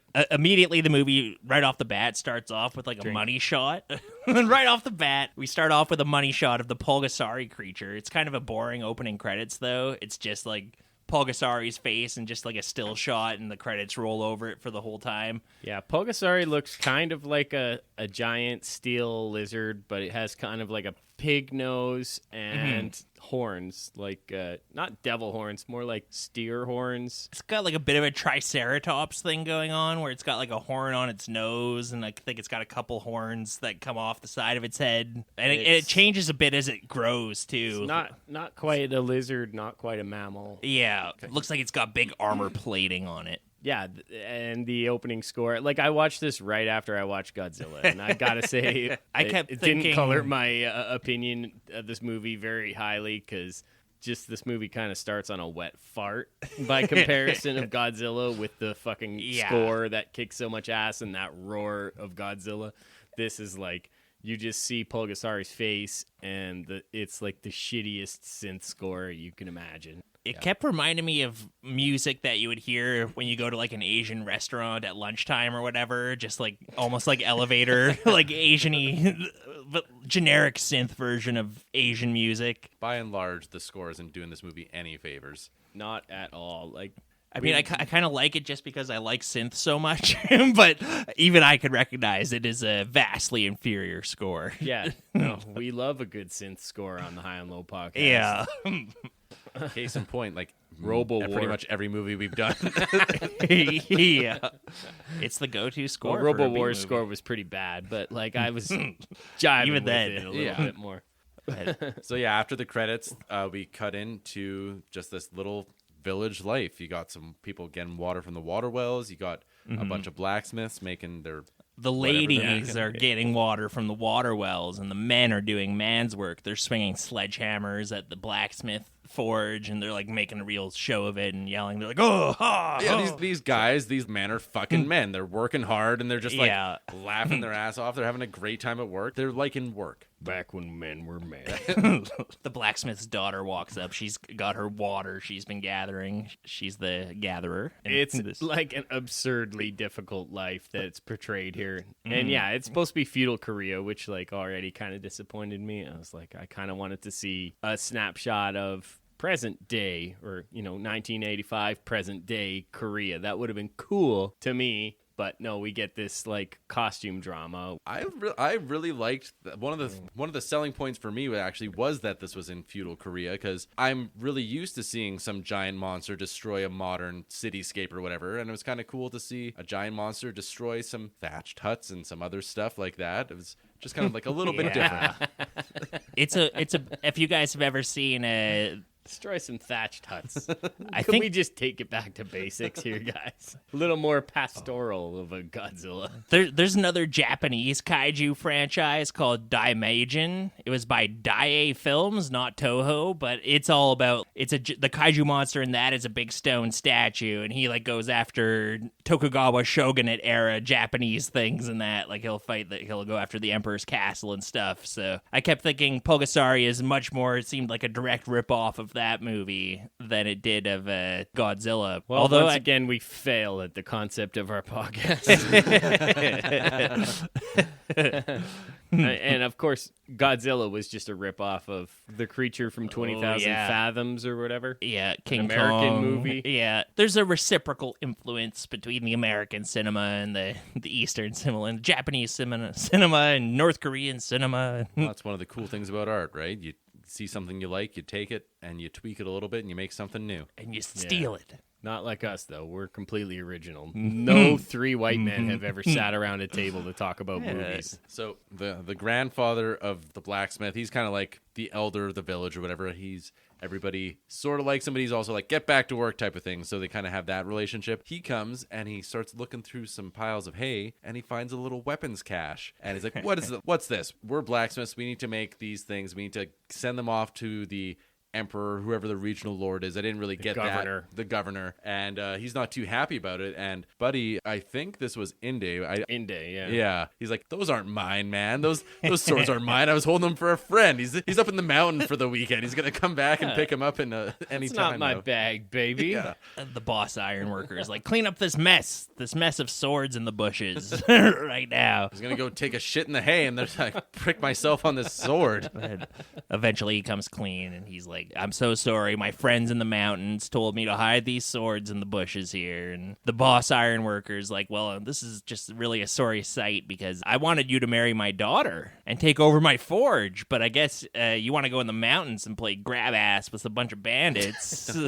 All right. And so Amy is, I think, the blacksmith's daughter, and she's in love with this guy, Indy. And he's like, actually, of course, the leader of the bandits we learned before long, and he's practicing sword. Turns out they were his swords all along. And turns out one man's bandit is another man's revolutionary. Of course. Because, he's part of the group that wants to overthrow the royal order. The governor. Well, this governor is a real piece of work. So in pretty short order, the governor comes down and basically he's like, you need to make me so many swords and so many, all these weapons and stuff like that. Mm-hmm. And Grandpa is like, well, we can't. We don't have any iron. And he's like, oh, don't worry. I have all the iron in the world. And he just starts bringing out all sorts of farm tools and cooking pots and stuff like that. Yeah, and just a bunch of oxen-driven carts full of fucking farming tools. And they're like, we need these things for farming. Plowshares into swords. And they're like, we took all of these things from the last village. And also your village is forfeit. And they take all of their fucking meager belongings. They take their fucking cooking pots. It's like so over the top critique of... It escalates very quickly. It's just like, now your village belongs to us too. The village. Give us your shovels and your frying pans. Make us weapons and die. Yeah. It's like, okay, I don't see how this benefits the governor. But you die a little later if you make our weapons for us. But make no mistake, all your base are belong to us. So don't even worry about it. The soldiers declare all of the youth of the village are bandits, so they can arrest them at will. Yeah, and the villagers aren't too happy about any of this. this. In fact, I think it kind of rubs all of them the wrong way. Well, a lot of the iron starts to go missing. And so the villagers, like, you know, back in Godzilla when the fish started going missing, they were like, Godzilla did it. And now they're like, oh, I bet Pulgasari did it. And you fool, Pulgasari's not real. And the villagers are going back and forth. And the Imperial soldiers beat the blacksmith grandpa. Yeah, so what are you going to do? Like, eat his ass. He's kind of like the de facto head of the town, or that's what we kind of think is going on. And if all the iron starts to go missing, who's the problem? It's the guy who's in charge. So they give him a really good caning, and they shackle him up, and... Not good enough. No. They beat him so bad he can't even drink hot water, apparently. Because I think Amy's like, I tried to feed him hot water, and he couldn't even get it down. It's like, oh, God. Wow. What did they do to him? They didn't beat him bad enough that he couldn't summon a kaiju. No. So, yeah. A golem. So he's in prison, and they imprison... They're like, throw him in the prison and let him starve. Yeah, they're not feeding him, and they also like get Indy and his revolutionary buddies, and they imprison him, and they all go on hunger strike. Mm-hmm. Basically, they're like, if Uncle's not eating, then we're not going to eat either. And so Uncle, Grandpa, I wrote Grandpa on my nose, but you know, Grandpa Blacksmith. Grandpa Blacksmith. They like Amy finds out where he is, and she starts trying to throw some rice to him. She's like, here, you know, Grandpa, eat this rice, and she throws it up there. Yeah. With his dying breath, like the last thing he does is he just takes his rice and makes a little kaiju out of it. Yeah. He molds the rice with the dirt in his cell and makes a cute little Pulgasari guy. And he's like... Somehow he takes like dirt and rice and sticks and makes like a perfect It looking looks action good. figure that like you could sell on the shelf. Dude, you spend your life working with your hands, you can do all sorts of magic. And that's what he says too. He's like, I've spent every day. I'm creating stuff. Yeah. Let me take a little ounce of my creative spirit. Let me once create something for me. Yeah. And it turns out that he creates the apocalypse with his dying breath. This thing comes and like... First he makes a fleshlight and fucks it vigorously. Then he remolds it into a Pulgasari. That's how he got the tack to make Pulgasari into the... Of all the things he could have made. They thought blood activated the Pulgasari, but it Could have made himself a key to get out of there. That's what I kept thinking. This little Pulgasari looked like a cute little keychain. That was my go-to. It's like, this is like a keychain Pulgasari. I'd buy that in an instant. Like all kaijus. You buy it from Wish, and it turns out it's alive and starts eating all your fucking steel. And you can't even fuck it. To me, it's like one of those machines where you put $1 in and like the bubble comes out and Pulgasari. I got Pulgasari. All I got is a tiny little handicap comic. Poor Grandpa Blacksmith. He was not long for this world. He dies, but you know, in his hands, he kind of has this little Pulgasari thing. So the villagers just take him home and bury him, I think. Yeah, lots of scenes of people just crying and begging and crying and begging. That's like a lot of this movie.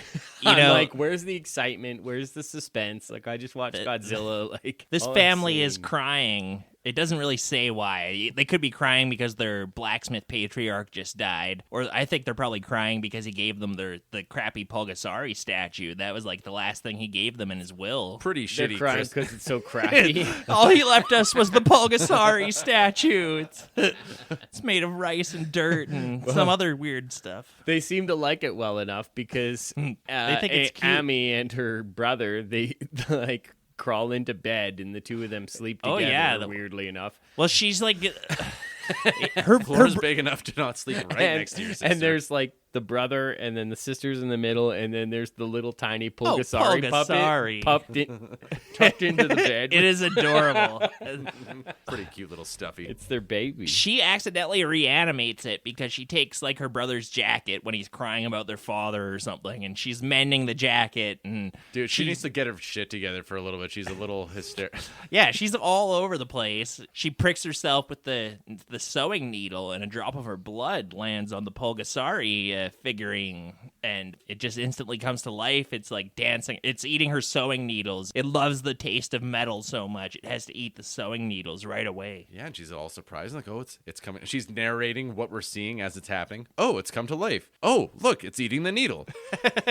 Isn't Pulgasari cute? Pulgasari is pretty cute. He is adorable. So it could be a Pokemon or something. Yeah, this is like a subgenre of movie where, like the Iron Giant or something, where somebody finds like a cute pet who can also be like a weapon they can use, sort of thing, like a weird alien pet. Yeah, it could have been a face hugger. Yeah, it could have been. It boy gets in to his be face hugger. in a few minutes here. Xenomorph would have fucking kicked ass on these guys too. Oh, yeah, man. like little baby Pulgasari, it's super cute. It reminded me of Manila. That's Godzilla's son in the Shoga era ones, where it's just kind of like a little miniature looking little, like shiny Manila? round thing. Hey, You like Manila? I love Manila. Manila's He's the cute. shit. Manila, it gives me something that I can relate to. I'm not 150 feet tall, but maybe if I try real hard, I'd be like 20 feet tall, like Manila. I thought you were saying Manila's a thriller for you. as a father, you can relate to that because Manila is Godzilla's son. Oh yeah, well, so like in Son of Godzilla, there's just like a couple scenes where Godzilla's just trying to take a fucking nap and Manila's just jumping on his tail and not letting them rest. Really? Yeah, I can relate to that. Naughty. He pops up again in the Millennium Era movies too. Yeah, they changed the name though. Manila's. Oh, okay. Yeah, but yeah, Godzilla has multiple children. Well, no, He's like a sailor going from port to port. Oh, I love Godzilla. I know. I wish we were still talking about Godzilla. Anyway, so her and her brother are delighted, and they're already starting to bond with little Pulgasari. Yeah, so then when they're sleeping in bed, we see little Pulgasari get up, and he starts like munching on the door lock to escape. They find him at the forge. He's like a skunk. Yeah, the brother just like wakes up. He's like, "Hey, where did the little fucking thing go?" And they find him by the forge, and he's just like chomping on all the iron. Getting bigger. Now he's the size of a house cat or so. Which is pretty terrifying. My house cat could fuck me up, and it doesn't have its claws and teeth aren't nearly as sharp as Pulgasari's. Instantly, alarm bells are going off for me. I'm like, this Pulgasari thing, sure, he's cute, but he keeps getting bigger and bigger. There's a bit of the Gremlins thing going on with that, too, where it's like, oh, if you feed Pulgasari the wrong thing, he's going to turn into a giant monster. Well, it's like in that Simpsons episode with the beer baron, where it's like, alligators are a fine pet at first, but they grow up. Then you got to flush them down the toilet. But they don't have toilets yet, so what are you going to do with this thing? Yeah, no indoor plumbing back in Pulgasari times. So while all this is happening, political prisoner Indy is about to be beheaded. And so there's this scene where, his head's on the chopping block, and they have the executioner. This executioner is having a great time. He's laughing. He's like pulling his sword out. He's like, ah! Yeah, he's got this big scimitar-looking thing. Pulgasari jumps out of the crowd. He was waiting in the bleachers with a folding chair. My God, it's Pulgasari! He eats the sword that was about to chop off this guy's head. The executioner tries to throw his sword. He tried to throw the barbed wire down, but Pulgasari ate it, and that just made him bigger. The sword's been broken in half. Yeah.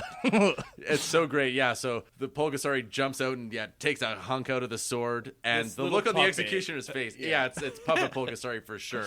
It's some guy wearing a big oven mitt. Yeah. And the guy's like, oh! And there's this other guy in the background who's just like, he's not really sure what to do. He's kind of like thinks this is great, but he's also like pretty terrified. And then the puppet attacks the guy's face and just like mauls him to death. And yeah, he had it coming. Yeah, and he eats Indy's shackles, and Indy's freed, and it's great. Pulgasari is a hero of the people. Already a folk hero. But the governor's men retaliate like really swiftly and harshly. They attack a village. They're like beating like some old ladies and kids, and they're like, "Where's your brother? Where is he?" The brother is the leader of the mountain rebels. They're like, "Oh, we won't tell." And then it cuts back to a bat cave in the mountains where the mountain rebels are training. 100 mountain ninjas invade. All the mountain men go and invade the facility where the old woman and the little kid are being held, I guess. And it's pretty great. Like the people who are leading it they're really gung ho because they just want to squash some of these people, some of these rebels. And like they'll be like, it's a beast. There's a beast that's eating everybody. And he's like, a beast. I'll show him my sword. And he's just like ready to just go. Very They're like, don't believe me? villains. He's just like eating a sword over there. Yeah. And now he's as large as like a full-grown man. Yeah, We do get a scene where like the brother and sister they're like, where did he go? And they find him like fishing in the river. He's like like doing some fly fishing. Pulgasari. And they're like, hey, Pulgasari, come home. And he just like reaches down and like splashes a little water at them playfully. He's pretty agreeable. They're like holding a pitchfork, though. He just like snatches that away and fucking munches it down. And then he just like runs back into the woods. It's pretty awesome. Everyone's like, He's so Pulgasari is mischievous. so cute. Boy, we're going to wish we had more hay in the winter when the horses are starving. But Pulgasari, you could eat the pitchforks for now. We saw that old woman who she's getting beat with 2x4s. She has to reveal the cave. She's a snitch. Being beaten by 2x4s seemed like a pretty effective torture technique in this. It's pretty blunt, but they kind of got what they were looking for. Hey, man, it made me the man I am today. Thanks, Dan. Yeah, exactly. One man's torture is another man's upbringing. I don't know. You guys ever watch torture scenes and wonder, like in Syriana, there's that George Clooney torture scene where he gets his like fingernails pulled out and everything. And I always think about those scenes, and I'm pretty sure, like, always thinking about. But before anyone even, I wouldn't talk. Like, I would talk before anyone got a chance to even pull a fingernail out. I would be like, "Whoa, okay, I see you're serious. I'm going to tell you everything you want to know right now." I'm not telling you shit. You got to talk a little bit. You got to get tortured a little bit, and then you talk. Because if you talk at first, they're going to think you're holding out on something, and they're going to torture you anyways. That's true. Yeah, so you might as well hold out a little bit, get the light torture. Don't get like the Martin Scorsese casino treatment where your head's in a vice and your eye gets popped out. Just go for the light torture. One that sticks out in my mind is in Payback, where they're just like breaking all of his fingers and all of his toes with a hammer and just doing that. This little piggy went to market. Yeah, I just watched that a couple weeks ago, and I was thinking, like, which toe would I give up on? Chris Christopherson looks like roast beef. Smash. Sorry, we're just getting some sirens in the studio right now. We think it might be a Godzilla. Any minute now, we're gonna get crushed. Okay, so yeah, like you said, all the rebels they're training with wooden spears, like. Yeah, they're pretty. They seem pretty sophisticated. They don't seem too worried about the royal soldiers. They're like, we can go take these guys on. They've been planning this uprising for a little bit. But Indy's mother and little brother are taken, and the guys are like, let's go save them. So they storm the fortress, and it doesn't take long. We get a bunch of scenes in this movie throughout it, even where guys in really shabby looking costumes. They look like fucking dollar store. I will say that was one of the things that actually kind of impressed me about this movie was just how many costumed people they have in it, regardless of the shabbiness of the costume, because I really had no idea what to expect going into this movie. So, all I knew about it was like the director had been kidnapped to make it. There's quite a few extras, and for us in our modern eyes, we're not used to seeing hundreds of extras in a fucking shot. There's big battle scenes. There are those in this. Like Napoleon from last year didn't have hundreds of extras. It had maybe like dozens, and then the rest are rendered through CGI or whatever. I tried to figure out what the budget of this movie was. Wikipedia says it was 16,000 won, and so I went through some. I suppose if like you're not $20. Well, you're not honestly, paying like, anyone. I guess after inflation, that's $45. I don't know if I did my math right. God, really? Yeah. After like that's 60,000 won today, and it's like. And that's no different than... It's not even 1% of it. It's like 7% of a cent is like a won. I'm sure it cost a little more than that. It had to. It's on Kim Jong-il's fucking dime, so... Yeah, it's in the Black Ops budget for that year. It's like, well, we had to kidnap 25 people. I imagine most of those extras weren't paid, and if they were paid, maybe they got rice balls or something. They got lunch. They got their shovels back or something. Yeah. God. There's definitely some scenes in this where you'll just see like a crowd of people and a big flaming ball will come landing in the middle of them, and you're like, huh, that's a North Korean thing. That shit looks dangerous as fuck, because when I was watching this, there's a few. Like, I don't know if it's this invasion scene or another one, but the governor's troops are sending like barrels of pitch rolling down the hill on fire, and I saw people get hit by them, and you don't really see, like, maybe you'll see that in a movie, but usually, like, you don't. We saw it in some of them Vikings movies we watched, both in the Hollywood one and in the Italian knockoff one. The battle scenes in this Hollywood most has reminded unions. me of that. Italy, I don't know, maybe dicey on the Union side. There is newspapers, though. They have other vested interests in those unions. So.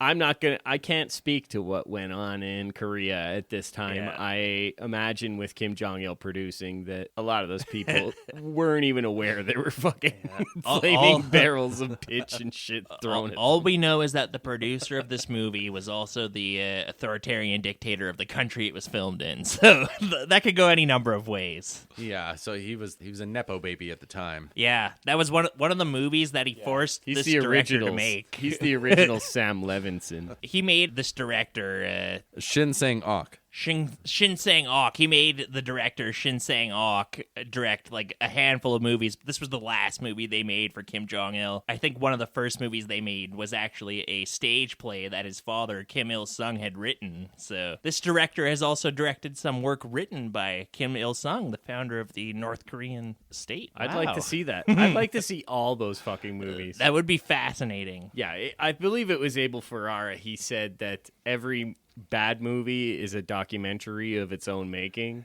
Yeah. You see that Kim Il-sung movie, I would think that it would tell you a lot more about what's going on in that movie and how it was made than what it intends to reveal. Well, apparently, Pulgasari is a remake of a 1960s South Korean film called Bulgasari, which is like based on the same Korean mythological monster, the Bulgasari monster. But it's a lost film, so oddly enough, this movie from a secretive enclave in North Korea is somehow more available than the South Korean film that it directly copied.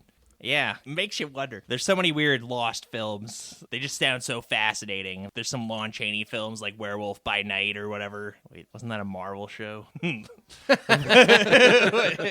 Sure, I'm riding with you on this. But yeah, lots of interesting lost films out there.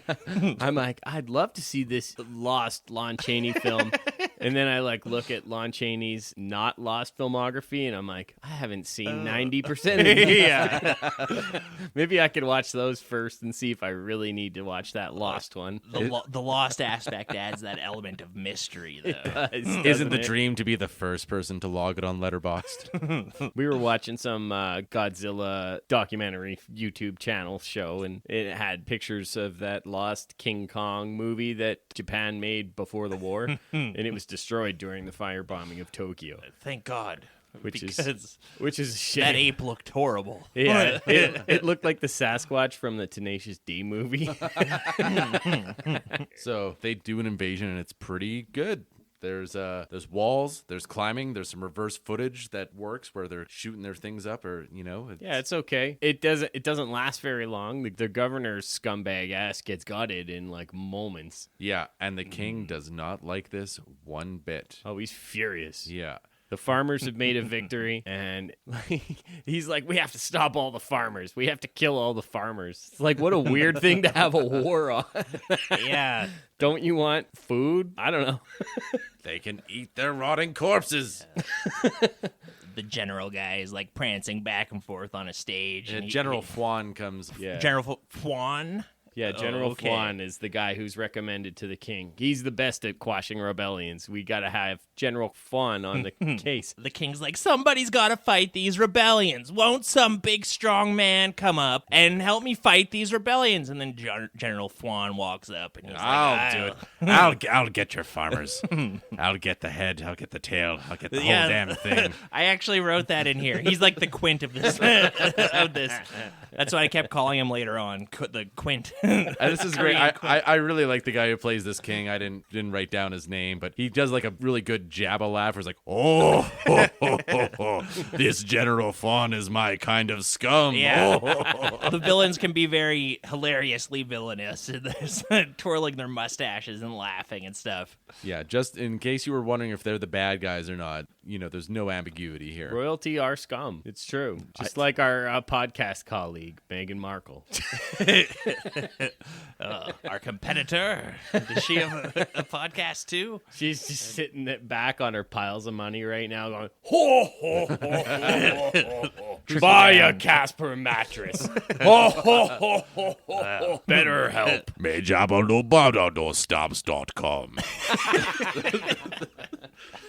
Who's that little fuck that lives with Jabba? Oh, fucking Salacious Crumb. yeah.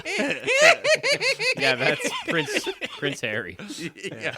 It's like, I'm incapable of sweating because I have my glands don't allow me to sweat. If only there was a Pulgasari to destroy Exactly. the royal family of England. One of these days, a real Pulgasari is going to come down. Man, what would the English Oh, no. Pulgasari be? Have they set a date? Like the kaiju monster that would go against the British Empire would have to be like a lobster or something, like Abira, the monster from the deep. It would have to be some food, something that has some flavor, babe. Those British folks don't know how to cook. Something Drawn spicy, butter. huh? So after Vonn is like, I'll get your rebellions, and then we Yeah. immediately cut to his soldiers getting absolutely clowned by a landslide, yeah. and what looks like a shit ton of extras getting hurt. Yeah, They're just like going up a hill, and all these rocks are falling on them and shit. these rebellious mountain folks are pulling the Ewok trick or the Arnold Schwarzenegger and Predator trick, where they've set up a bunch of like fun traps to kill royal soldiers. Yeah, totally. It looked like Return of the Jedi for sure. Yeah, there's logs and rocks rolling down the hill. Inde pulls like a reverse Edoras, where he's like, "Oh, we're gonna come out of Helm's Deep and go back to our village," and then they pull the attack, and really it is like a thing where like I'm sure dozens of extras died and exhumed the bodies. Yep. Oh no. We'll never know. Much like this movie cost only $45 to produce, we'll never know the exact number of extras that died during the filming. I know you can't buy a casket for $45, so I don't know where they're getting that. You just bury them under the rice paddies. Fertilizer. Oh God. Yeah, then the remaining guys that don't get fucked up by the landslide get impaled by these carts with sticks. They have like pointy. Yeah, those spike Spears. rams were sweet. Yeah, just that's like a cool thing. I don't know if I've Genius. ever seen that before. I don't think I have either, but I really thought it was sweet. Awesome. Strategically, I don't think they'd have much utility except in a very specific situation like this, where you really have the enemy at a pincer point. Yeah. And you can. If you if you're a rebel who lives in the mountains and you're like, the enemy is always going to be coming from a inclined plane down this direction, then my spike carts will be very useful. To clean up the remnants after they fall for all your traps. Yeah, not bad. Yeah, that's probably good Yep. eatings for those mountain folks. Guerrilla warfare. It's brutal. It's brutal. Cut to the villagers picking the meat off the bones of the horses of General Vonn's invaders. It starts on a close-up of this horse head. It looks like one of those fake horse head masks that are so popular years ago. Stuff like that. Yeah. It's Mr. Horse. And then they're just like picking the bodies apart and they're eating the fucking horses. They're eating all kinds of weird stuff here. They're just like, it's showing the villagers like eating grass and Well, shit, eating they- like straw and The stuff. governor and the king stole all their like farm tools. What else are they gonna eat? Yeah, It's pretty hardcore. it's dire straits. Yeah. Some of the Pulgasari props and stuff look like a Godzilla movie from 20 years ago. Some of the some of the attacks look like Vikings, which was like 30 years ago. Like, it doesn't look like anything of its time. I think a lot of it does have to do with the money. It doesn't have the money and quite possibly the talent and know-how to get behind it. Like, if you have to abduct people to make your movies and kind of bring them in under false pretenses, then you're not going to get the same type of product. That was a big part of it, but gotta give them kudos for kidnapping the right people. If you're gonna kidnap, I guess the right people. I mean, they were good at making a fucking costume and stuff. If you want special effects in your movie, kidnap the Toho people. Everyone knows that. We're coming for Rob Reiner. We're coming for you, Toho. We're coming for you. We're gonna get you right. We're gonna make a great movie. You think we forgot about you, Reiner? We're going to get you. That's Reiner. the ultimate plan of the High and Low podcast is just to kidnap all these these various special effects people and artists from across the world and have them make a movie together. It's the only way to get talented people to come to Canada and make a movie. So yeah, the villagers rebuff the governor's attack or the general's attack, and the king just dresses everybody down. It's like a coach scene, like after a bad game when the coach is chewing out the team. He's like, of all the elite soldiers in Korea, couldn't deal with a bunch of rabble-rousers in the mountain, eh? Pathetic. And it's the first of a couple of these scenes, because like this is when the movie, now that there's like the conflict is like really ongoing, we're gonna start coming back to this again and again, where this king, he just blows his top every time that his plans fail, and it's like, what do you mean the villagers outsmarted you this time? What do you mean Pulgasari is the size of a mountain? These scenes are where the plot starts having like no cause and effect, where like the king will just be mad that their latest move against Pulgasari hasn't worked, and then his weird court wizard will walk up with some information that he should have no access to, and he'll be like, oh, well, it's because the Pulgasari was raised with the blood of the blacksmith's daughter, and so we have to kidnap the blacksmith's daughter and stuff like that. Then they try, and they like chase her down, and they're confronted by now a rather large, menacing-looking Pulgasari, who chases them away like little bitches, and he's about, like, maybe 6'5" now. He's like Andre bigger. the Giant size at this point. He's not like Shaquille O'Neal. Yeah. I don't want to fuck with him, but he shouldn't be enough to send an entire army shaking quivering in their boots. They just piss their pants, and he like puts his little arm around her and like escorts her away back to the rebels. And she's like, he got bigger by eating metal. So it's like, thanks, we didn't figure that out yet. Amy has like this bizarre relationship with Pulgasari already. She was there when he came to life, so she kind of has that connection. But he's like, he's very smart. He'll know what to do. He'll be the best ally ever. And it's like, based on what? You'll always be our ally, right, Pulgasari? Wink.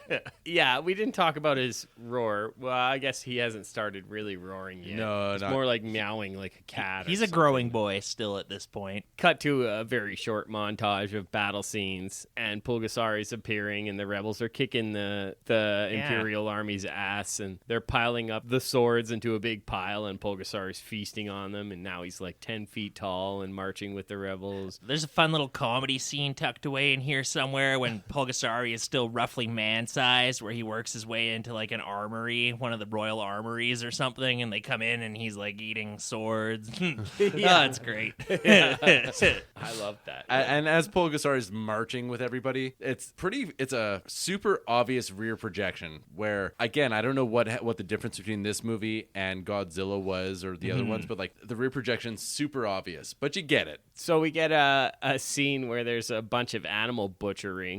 So trigger warning for vegetarians. Yeah. There's plenty of that in this movie. Don't worry, we put up another chart in the High and Low Studios so we can keep track of how many of our movies have live butcherings taking place. We're starting up a new counter. No vomit, no sexual assault in these two movies, but plenty of animal butchering. We need to have some win this and episode. Animals were harmed. Rest assured. So they're having a big dancing number and a feast, and seems like things are really on the upswing for the rebels. Yeah, they're walking. Yeah, they've got like a pig on a pole, and he's like screaming. Yeah. It's like, ugh. I don't think that would not probably be disturbing if you were a Korean villager. You'd be like, oh, this is great. They're having a feast, but it's a little disturbing. Yeah, I haven't had bacon in a while. This is great. I think by the time that pig's on the pole going into the roaster, I prefer it to be dead. Personally. Yeah. We'll serve you up your pig so rare she's still screaming. So now Pulgasari's standing by, and he's like at least 50 feet tall, and they're like, hey, we need help getting this fire going. Want to help us help, Pulgasari, dude? And he's just like, okay. He just like goes over to the trees. It's and great. just like rips down a bunch of the branches from the tops of the trees, and like they're big logs or whatever, and he just like hands them to the guys. He's being like a helpful dude. He's the Paul Bunyan of this group at this point. They're like, hey, Paul Bunyan, can you help us till this field? And he'll go over with Babe the Blue Ox and till the field. And in exchange, they'll like ice skate on his giant pancake with butter tied to their feet to make it all nice and buttery. It's like... They're probably doing that kind of thing for I forgot that particular little tidbit of the Paul Bunyan myth. Yeah, it's true. That's a true story. That's a true story. And so, Mitchell's believe it or don't. Pulgasari will gather you 100 tons worth of firewood, and in exchange, you feed him your pitchforks. And so what I want to know is, how do they flip a Paul Bunyan-sized flapjack? Well, you got to get Paul Bunyan to do it. Yeah. With his giant Paul Bunyan-sized spatula, and then it works out perfect. Moving right along. How many eggs? You need like a Godzilla-sized duck to like throw a couple eggs into that batter to make it nice and sticky and thick. You need 50 duck-sized Godzillas to make it. to put in your batter. So General Flang now has captured Amy. They have a plan to capture. This is where it just doesn't make sense, like where the plot doesn't follow logically, and it's just like all of a events sudden happening. Amy was captured. I was waiting for this plot to fall apart. Yeah, it's just It's been taut storytelling so far, and I've just been waiting for the bottom to fall out. It's dancing on the edge of a knife. It's another one of those angry coach scenes where the king is like, you still can't kill Pulgasari. And like the court, they never just really say who this guy is, but he's got a pointy hat, so I think he might be the court wizard. He just like comes up to the king and he's like, well, Pulgasari was made with this kind of magic, and he's got the blacksmith's soul in it, and he was brought to life by the blood of the blacksmith's daughter. So if we kidnap the daughter, then you understand we have full control of Pulgasari. And it's like, Very good, very good. The king's like, this is a great plan. Nobody else has any other better ideas. It's Friday night, and we're out of good sketches for SNL, so we're going to go ahead with this one. This is the last sketch they put on, yeah. The logic doesn't follow, but somehow it is actually, he's 100% right about the origin of Pulgasari, and that is how you defeat him, is you capture the woman that gave him life with her blood. They've got her on the chopping block, and they're like, we'll behead her unless you bow. And they make Pulgasari bow. Yeah. They've rolled out a big cage. They humiliate Pulgasari. They make him bow. This is the part in the hero's journey where he's at his low point and he's been humiliated by the royal forces. The hero's journey. She's like, don't get in the cage. Don't do it, Pulgasari. No, don't do it. At first, I didn't see what the big deal was because I thought it was a metal cage. And I was like, well, Pulgasari eats metal, so who cares? I guess it's a big wood cage they lured him into. And yeah, it's like a big Wicker Man cage. So they set fire to it. And they all start Dr. Evil laughing Yeah. while it's happening. They're just like, They're like, surely nothing can survive this. all the mountain people are crying and wailing. All the royal people are laughing evilly and twirling their mustaches. And there's a great inferno roaring up. And Pulgasari seems to be disappearing into the haze, into the ashes. Yeah, he's kind of roaring, but like his roar is really lame compared to Godzilla. It sounds kind of like maybe like a black bear or maybe like a cow in heat or something. It's like, so they used poplar sap on the hand when they put it up the instead of the whatever they used the for nice Godzilla. pine tar. yeah, it's the incorrect viscous organic liquid. Yeah. It's just not good enough. They didn't have like a nice double stand-up base in North Korea. They had to use one of those wash tub bases.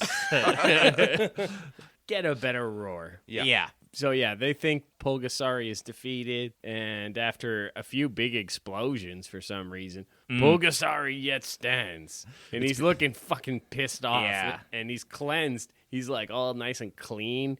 Yeah. The lick of the flames just kind of polished up his steel armor. And I think he was in that fire so long that I think he's like steaming and hot. He's hot to the touch. And Oh yeah, he's fucking there's like red hot. a nice red filter looking at him now. And I was like, is that because he's angry or because he's hot? Yeah, Both. The bad guys, they're like, let's jump into the fucking lake and the river to get away. And Pulgasari jumps in and like makes the water boil on the fucking guys. It's just pretty sweet. That was nice and horrific. It's like Pulgasari is so hot from the fire that when he touches water, it boils. So he's boiling a bunch of enemies alive now. Yeah. Genius. I totally misread that scene. I thought that for some reason Pulgasari was allergic to water.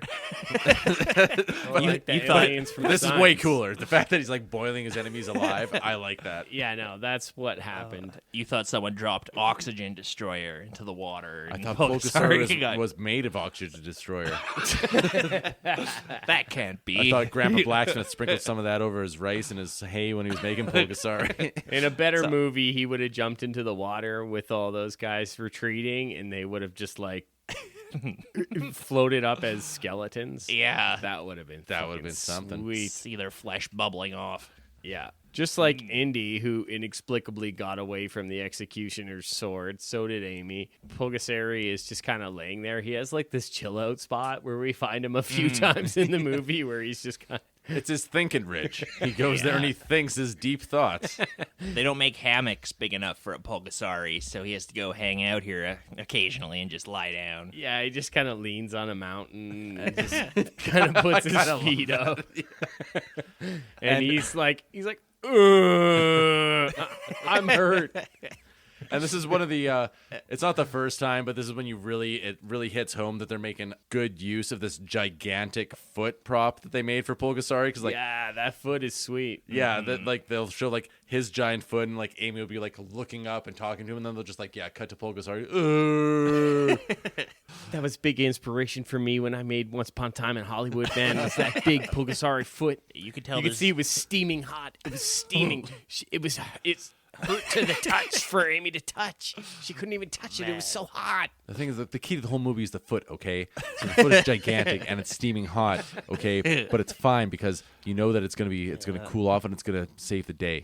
The only way to Quentin defeat Tarantino. Pulgasari is to lick his feet. So, yeah, a little bit of encouragement from Amy, and he just kind of shakes it off. She's like, as long as Pulgasari is with us, our victory is assured. Mm-hmm. And they're like, we're taking the king. Fuck him. Yeah. That's it.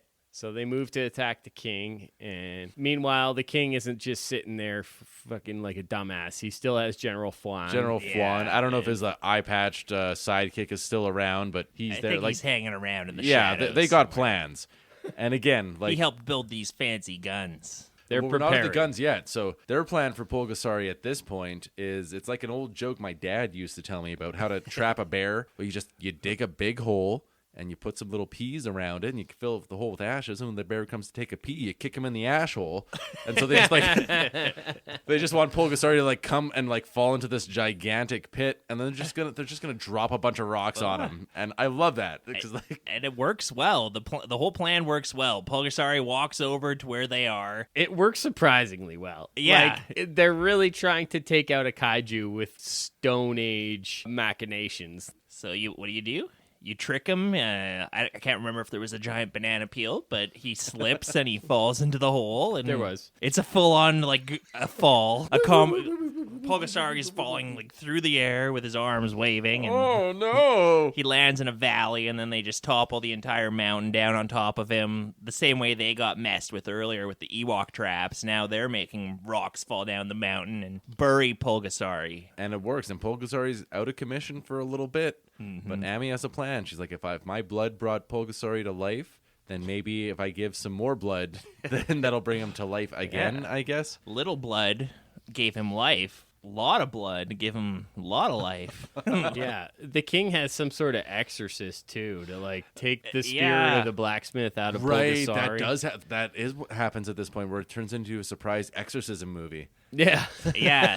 This pretty great. exorcist, she's kind of like Stevie Nicks from Fleetwood Mac. She's got like a bunch of scarves on her, and like she's yelling like, "Banish you, blacksmith's spirit from Pulgasari!" And she throws a scarf up onto Pulgasari. This And got me Spirit thinking, be like, gone. can you imagine? that doesn't work at all. But she got her paycheck. If you're the village charlatan and you get called upon to like take down a Pulgasari or a Godzilla, like how much are you shitting your pants? yeah, that's when you leave town. Like This'll be a if we good called up paycheck. Miss Cleo to get rid of Godzilla or something like that. Call Miss Cleo now. Let's get her on. I banish your evil spirit, blacksmith. But it works. So yeah, the exorcism. Well, the works. exorcism doesn't work, does it? It does, because Pulgasari's like taken out of commission for a bit. Like that's part of it. Well, they buried him with fucking rocks. Somehow. They have Indy captured. Yet again. This They guy's just just keep fucking- capturing fucking Yeah. Amy and Indy. he just keeps hanging, like leaning on lampposts or something like that in town square. I don't know. He's the easiest guy to get in the world. I think right after they capture Pulgasari in this hole with rocks, there's another quick battle scene where it's like the royals are like, well, we've got Pulgasari trapped now. Why don't we attack those mountain men now while the odds are in our favor? And that's where they capture. Sure. Yeah. The battle scenes all kind of ran together for me because it was just a lot of extras running around with like blue and red and white tunics on and like crappy costumes, and they're just running around and like you see catapults firing flaming rocks and shit at them, and it's like, what's happening? It happens a lot of times. And they're all indistinguishable from each other. They probably shot them all at once. And you're always slightly concerned for the extras with the flaming rocks landing around them, but a little bit concerned that some of them got hit with those flaming rocks. Yeah. Eventually it just starts to blend in, though. Once you've seen 4 battlefield scenes, you're like, well, of course some actors got killed by flaming rocks. Do you want to make a Pulgasari movie or don't you? It stopped being a tragedy and it started being a statistic after the fifth battlefield scene. Yeah, so they're doing this exorcism scene and it's really cool. You have the exorcist, the priestess. She's doing this song. She's singing this song. Like Mitch said, she's dressed like Stevie Nicks, and there's fire everywhere, and there's a bunch of people singing behind her, and I thought this was really cool. She's singing Landslide. Landslide. And a landslide will kill your Pulgasari. Ooh, baby. Ooh. Yeah. I heard this exorcist did so much cocaine her nose collapsed in the 80s. That's such an urban legend. I've seen Stevie Nicks' nose. Up close and personal? Up close and personal. Sexy. So Indy's at the gallows, and he's like, take revenge for me, Amy. Mm-hmm. And they hang him. Yeah. They somehow fucking hang this guy after all these times of being captured. And that was really surprising for me. I wasn't expecting Indy to die. After the second or third time of seeing our protagonist getting captured, I was like, they're not going to kill him now, are they? And they do. Yeah, he had it coming. He's been partying in these mountains the entire movie. You know, right at the beginning, they're trying to give him a good blacksmith job, and he's like, I'm going to go into the mountains and be a rebel with all these mountain men. So this is the chickens coming home to roost. Right. So Amy's really pissed now. She's getting her shit together. Yeah, she's got a disguise on. She dresses up like a concubine, and she sneaks into the general's place. His guards are like, who's this? What are your eyes, empty holes? She's the new whore. So she's dressed like a prostitute going into the. I guess we're saying whore again on the podcast. Yeah. This is the only place we say it. Yeah, rare. This must be the brothel where all the royals hang out because there's generals in there. There's like the court wizard is in there with his pointy hat. He kind of recognizes Amy, and as she sneaks out the back, he's like, "Oh, I think I recognize that one." And he he follows her out. Yeah, she does feed some guards some wine. So this is before she's noticed. She tries to do a Lady Macbeth. Drugging a group. Yeah, she tries. In Macbeth, there's only 2 of them, but like drugging a group of henchmen or guards or whatever, it's such a risky gambit, right? Because what if you have the one teetotaler in the group, or he's like, no, I don't want any wine, or I'm still drinking my first wine, thanks. Yeah. But it always works out. You need like a drinking in those game. Days, they're not the days of plenty like us now. Mm-hmm. Where the wine flows like water in the High and Low studios. You need some kind of extra part to your plan, like a Heather's plan, where you're like, you have to stand in these 2 circles. You have to be like, now everybody has to drink their wine at the same time. I'm gonna play a fun drinking game. Everybody but me. Fill your cups up, and we're all going to drink on the chug count. it back. Whoever drinks it the fastest is the winner of the game. She walks over to a pile of rocks. This is where Pulgasari has been buried in the rocks, and like one guy isn't drinking his wine. He's like, hey, where's she going? And they're like, hey, why don't you just drink this wine already? And he's like, well, I think she's up to something. And she rolls up her sleeve and takes out a big old dagger and just like slits her arm, and she's dribbling her blood on the rocks, and lights start coming out through the rocks. And we get the theremin sound. As he like flies out. It's me. Remember me? Pulgasari. Yeah. Do you remember what movie you're at? Yay, Pulgasari's back. There's a couple times in this movie where it's like, where's Pulgasari? Why isn't he here right now? And then whenever I'm thinking that, if I just waited 5 seconds, like, oh, there he is. He's here. He's just like hanging out. He's patting somebody on the back. Yeah. Pulgasari is easily the most relatable kaiju. You know, he likes to spend a lot of downtime resting on a mountain and stuff like that. And he's not always around, but he'll pop out every now and then. Yeah, he's not always on a killing rampage. We never see Godzilla from Godzilla's point of view. Like Yeah. Pulgasari has friends. Well, maybe we do in some of those movies. Vaughn's like taking a breath about the cover, actually. In Godzilla, the true story from 1976. Actually. Yeah, no, Pulgasari seems like a good hang. No, Pulgasari's good. He's got friends. He's friends with the villagers. He wants to help them out. The problem with Pulgasari, he's like that guy that you invite over to your place, and it's like, yeah, stay for the weekend. It's like, oh, cool if I crash here Monday too. I guess so. Tuesday, Wednesday. Like, he doesn't know when to leave. He overextends his welcome for sure. You're like, I had some valuable jewelry. What happened to my jewelry? And he's like, well, I got hungry. I don't know. It's true. He doesn't leave. Godzilla at least will, like, fuck up a few trains and then, like, okay, I'm going back to the ocean, guys. Like if you survive a Godzilla attack, at least you can, like, cut up your pork chop or whatever that night. He's not eating all of your cutlery. It'd be like if Godzilla just smashed the national diet and then, like, curled up in a ball in the hole where the national diet used to be and had a nap and then woke up. Like, can you leave? You already destroyed our city. It's just that, like, I gotta go to work and I don't have an extra key to leave you, so it's all about you. Like, maybe you want to go out and get a bite to eat in the middle of the day. You know, you got to be able to lock the house up. Yeah. But you ate all my house keys, you dick. Can you at least feed the pets, Pulgasari? I don't know where you keep the cat food. I don't want to be rude.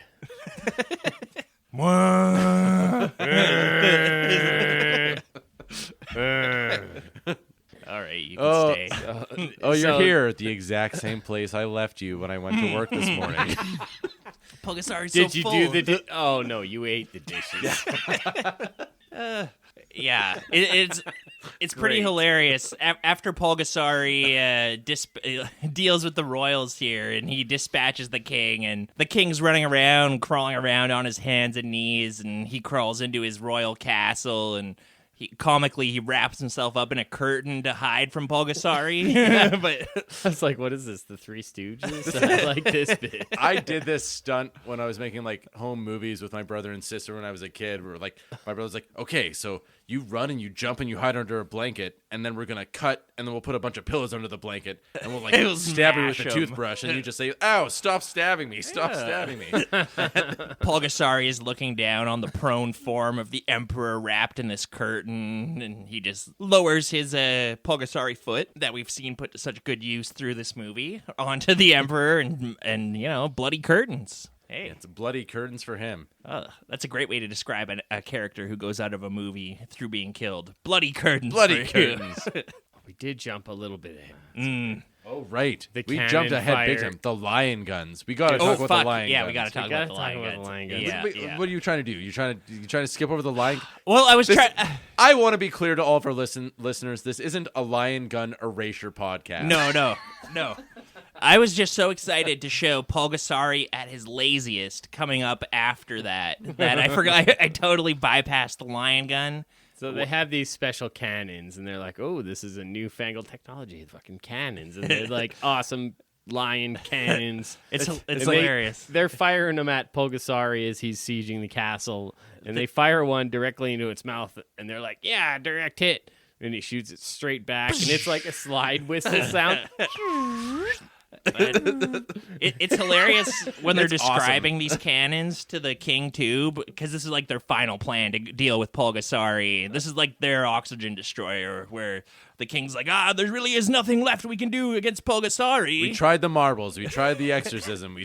The general's like, there is this one engineer in the mountains somewhere who makes this thing. It's like a cylinder. Well, his thing is like, what if we take a bunch of dynamite and stick it in a big dynamite, and then we get a really big dynamite, right? And then the king's like, you're hired. You're a genius. Yeah, brilliant. And like Luke said, they shoot them at them. They have a couple guns, and he just spits it right back. I love it when my kaiju improvise. Yeah. And they don't necessarily have this ability, you don't know about it, but they're just They surprise you. Yeah, they're dealing with the lemons that life's giving them, and they're laying waste to an empire. Hey, I'm pretty sure there's even a cute little sometimes cartoon you eat the kaiju, and some days the kaiju eats you. Sometimes the kaiju takes the cannonball, sometimes it fires it back in your face. But so Pulgasari's not taking any of their shit, and so then, yes, he lays siege to the castle, We get the bloody curtain stomp. It's bloody curtains for this clown. Yeah, it's a massacre. And there's still like 10 or 15 minutes left in this movie. What's going to happen? They won, didn't they? Didn't they win? Mm-hmm. And now, now Pulgasari's out staying his welcome. The villagers don't know what to do. He's eating all their fucking farm tools. They're like, yay, we can farm. Oh, but he's still... They feed him the cannon, like the big lion gun. They're like, we have nothing left to feed Pulgasari. Here, feed him the cannon. So he like takes the cannon like it's a Kit Kat bar, and he's like breaking into pieces, and he's like, yeah. It's like, that's pretty good, but Not I'm still bad. hungry. Pulgasari's lying in his lie-down spot. He's so full that he can't move. He's been eating so much metal. The villagers have just been feeding him, and he's in a food coma for sure. They're talking to Amy, the blacksmith's daughter, and they're like, we got to do something about this Pulgasari. And she's like, I'll go talk to him. And she walks up to Pulgasari in his food coma, and she's like, it's hilarious how she's trying to talk him. She's like, Pulgasari, try to show some restraint going forward. You don't. I really love that. Have you tried putting your fork down and walking away from the table, Pulgasari? Pulgasari just like casts her a side eye, and he's like, and she's like, how ironic that our greatest ally has now become our enemy. Basically, they bang a gong and wake him up because he's sleeping. And like, you see Pulgasari and he wakes up, and like my notes, I'm like, hey, shut the fuck up. I'm in a food coma over here. She starts ringing a bell. Amy's banging this big and because bell. he loves to eat metal, he's like, whoa, dinner bell is actually a dinner bell in this case. Yeah. Like, I hear metal. I'm going to eat it. She's banging the bell. She's ringing a gong. She's going to get it on. I think does she hide inside of the bell? She hides inside of the bell. So that's her plan. So she realizes that Pulgasari is just going to keep eating and eating, eating. And so she has a little side. She's like, well, humanity will fall. That's not good. Direct quote. And so she decides to sacrifice herself by hiding inside of the dinner bell. And she realizes that, much like the royal court did earlier, that if she dies, somehow Pulgasari dies. And so, Pulgasari comes, eats the bell. It's like, I don't know, something in that bell isn't really agreeing with me. Something's making me feel a little kind of funny. He smushed it like a beer can, too, before he swallowed it. He's like, Yeah. And we know Amy's inside of it, and she's sitting inside of it, and she's like, please, Pulgasari, for the sake of the farmers, please disappear from the earth. So Pulgasari does his frat boy, beer-crushing, eating the bell thing, and turns into a dynamite statue and blows himself to smithereens. Yeah, he turns into just like clay or concrete dust or something, and then he just falls apart. Looked like a controlled demolition to me. I've seen kaijus die before, and they don't really collapse in on themselves like that. Usually they'll fall over to the side. No, you need temperatures far beyond what they could have produced in that time period in order to kill a Pulgasari. Dinner bells do not melt kaijus. And so Pulgasari's gone, and then we kind of see Amy's dead body. She sacrificed herself. She looks pretty good considering she just got crushed like a beer can and then like chewed on and stuff. Yeah, she looks fine. And crushing should have been the damage. She died from a broken heart, I think. Okay. I don't know. And there's a couple great moments with Pulgasari through the movie where you see like some facial articulation in the costume, and one of them is right after he eats her. It's like he's just realized he's eating a ghost pepper or something way too spicy. Like he's like, watch an episode of Hot Ones, and they once they get to that wing that's just too hot for them, you realize you see all the decisions that led them to that point, and they're like, I've made huge mistakes in my life. His cheeks are working, his jaw's going up and down, his eyes bulge. Needless to say, there's no glass of milk big enough to, prevent Pulgasari from burning the roof of his mouth with this one. Not in that time period. And so, it's all over, or is it? Then we see little impish Pulgasari, little mini Pulgasari. Where'd that come from? I have no idea. Makes no fucking sense. This was very random. I kind of thought this little spirit of Pulgasari or something comes out of the wreckage and jumps into Amy's body, and I kind of thought that like maybe she was going to be resurrected. Yeah. But I don't think that happened, right? Because then the movie ends. Well, the movie cuts off before you can see what the results of this Pulgasari spirit entering the woman on the ground is. It supposed to be a cliffhanger? Like I think Uncle got to enter Amy's body. Uncle got to enter her over, and that's the happy ending. Is he got to finally enter his niece? This is a very Pornhub different movie when you put it like that. But yeah, it's so very her dead body. The camera zooms in on a single tear on her face, and that's the end. Okay. They weren't expecting Shin Sang-ok to make a run for freedom after this movie. They wanted another two or three. They had a sequel lined up. It's like Marvel, where they have like the next 20 years of Pulgasari movies, and then ruined everything. Well, it's kind of funny. Once the director was free, he actually ended up making a Pulgasari remake in the West. I think it's called Golgotha or something like that. I've heard of that one. I'd be interested to see it. Yeah, his career didn't amount to a whole ton after he did escape from North Korea and traveled to the West to direct a few films there. Like he directed Three Ninjas on Mega Mountain, stuff like that. Yeah. That's a surprise to me. I didn't think I'd seen another Shin Sang-ok movie. No, he did Three Ninjas Knuckle Up. Oh, I saw that one Knuckle too. Up. Oh. I'm a Three Ninjas completist. That's the third Three Ninjas. The Three Ninjas continuity is far too complicated. Three Ninjas is a really good example of like a kind of kid power movie that I resonated with. Where John it's like, Turtletop. Oh, Turtle Top. Oh, right. We talked about doing Turtle Top. Turtle. Are we Turtle-toppy enough for the Turtle Club? But like when I'm a kid, like I don't give a fuck about being North. But if you're telling me that I could be like a Three Ninja and like beat up Hulk Hogan or something, Can like I be a Three Ninja? I'm game. I always related to Tom because he was always like Tom was eating. my favorite. Yeah. It's like, you mean I could eat endless supply of Laffy Taffy and still do karate? Sure. I was the cool guy. Oh, you were Rocky? Wow. Wasn't that great, audience? We watched Pulgasari, and then we had a little chat about it, and boy, was that illuminating for all the people at home. We're going to go around the table, and I just want to say that you can also watch Pulgasari. It's on YouTube. It's an hour and a half. I guarantee that you haven't seen a movie made in North Korea, so check that off your list. Pretty safe bet. We three like movies a lot, and I think this is all of our first North Korean movies. Yeah, and if you look on the list of North Korean movies, there ain't it's a pretty interesting list. Mind you, most of our fans are in North Korea. Yeah. As are we. We're a niche podcast. We're a North Korean podcast. Oh, we like that. We like that high and lows politics. We'll allow this podcast through. Yeah. That Luke guy is acceptably funny. He will be our new minister of propaganda. We just need to capture him. By the way, guys, I'm going to be in a film in Hong Kong pretty soon. I think it's Wong Kar-wai. I don't want to get too excited, but hopefully it's Wong Kar-wai wants me in a Hong Kong film. You're going to be a big star. Oh, no. Wong Kar-il. Oh, no. Kim Jong-un captures you. Well, what did you fellas think of Godzilla versus Pulgasari going around the table here? If it's not abundantly clear to everybody listening to this, I really like Godzilla. I brought a Godzilla action figure to the recording, so I have some biases coming in. Godzilla, the GOAT, the best Godzilla movie, the best Kaiju movie. It still fucking slaps 7 years later. It's great. So my vote is for Godzilla. Pulgasari, I actually thought was really interesting. I've never seen a movie from North Korea. I thought that some of the politics were kind of interesting in it. They did what they had on a shoestring budget on less than what it costs for me to go out on a date these days for $45, according to my calculations. It was pretty okay. Yeah. It's not great. They kind of recycled the same plot lines, but it's definitely fun, and I think it's worth checking out.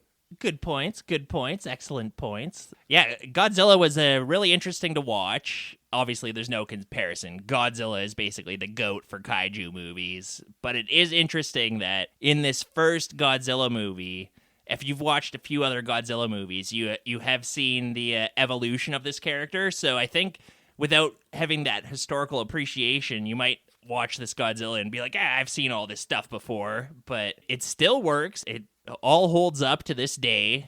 The same can't be said for Pulgasari, even though it was made 30 years after the fact. Pulgasari is mostly interesting because of the background story behind it and, people being kidnapped, and it's being made in North Korea by Kim Jong-Il, who's got these people in his weird sociological experiment and stuff. But, going into Pulgasari, I had no idea what to expect, and I was kind of pleasantly surprised by it. I was like, the monster looks decent. As it turns out, it was made by Toho special effects guys, but you can't possibly give Pulgasari a vote over Godzilla. Godzilla. Well, I'm a little more sympathetic to the politics of Pulgasari, but it's not that good of a movie. In fact, it's a pretty poor movie, especially immediately after watching Godzilla, which is a fucking masterpiece. Yeah. Flaws and warts and all. For most modern audiences, if you actually check it out, it fucking rips. The score rips. The special effects are cool to look at. Everything about the story behind it is cool. It's just an essential movie for anybody who loves movies. So yeah, if you liked listening to this, please rate, review, subscribe, share it with a friend. What are we talking about next time, Luke?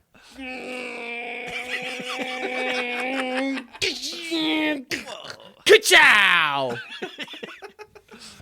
We're talking about cars. Is that Owen Wilson in the studio with us? Wow. We're talking about cars. Next week on the pod, we're talking about cars versus Wheelie, which is some sort of knockoff that no one's heard of or seen. Nice. Should be great. Cars is my kid's favorite movie, so I've seen it 100 million times. And my appreciation grows for it a little bit more every time I watch it. So I'm excited because I think this movie is going to relate to a lot of our audience. I see cars every day of my life. I don't see Godzillas too often, so that's true. I saw a car earlier today. Brag about it, why don't you? Believe it or not. Well, till next time, Vroomers. Yeah. Well, this has been the High and Low Podcast. I'm Vaughn. I'm Mitchell. I'm Luke. Smell you later. Bye.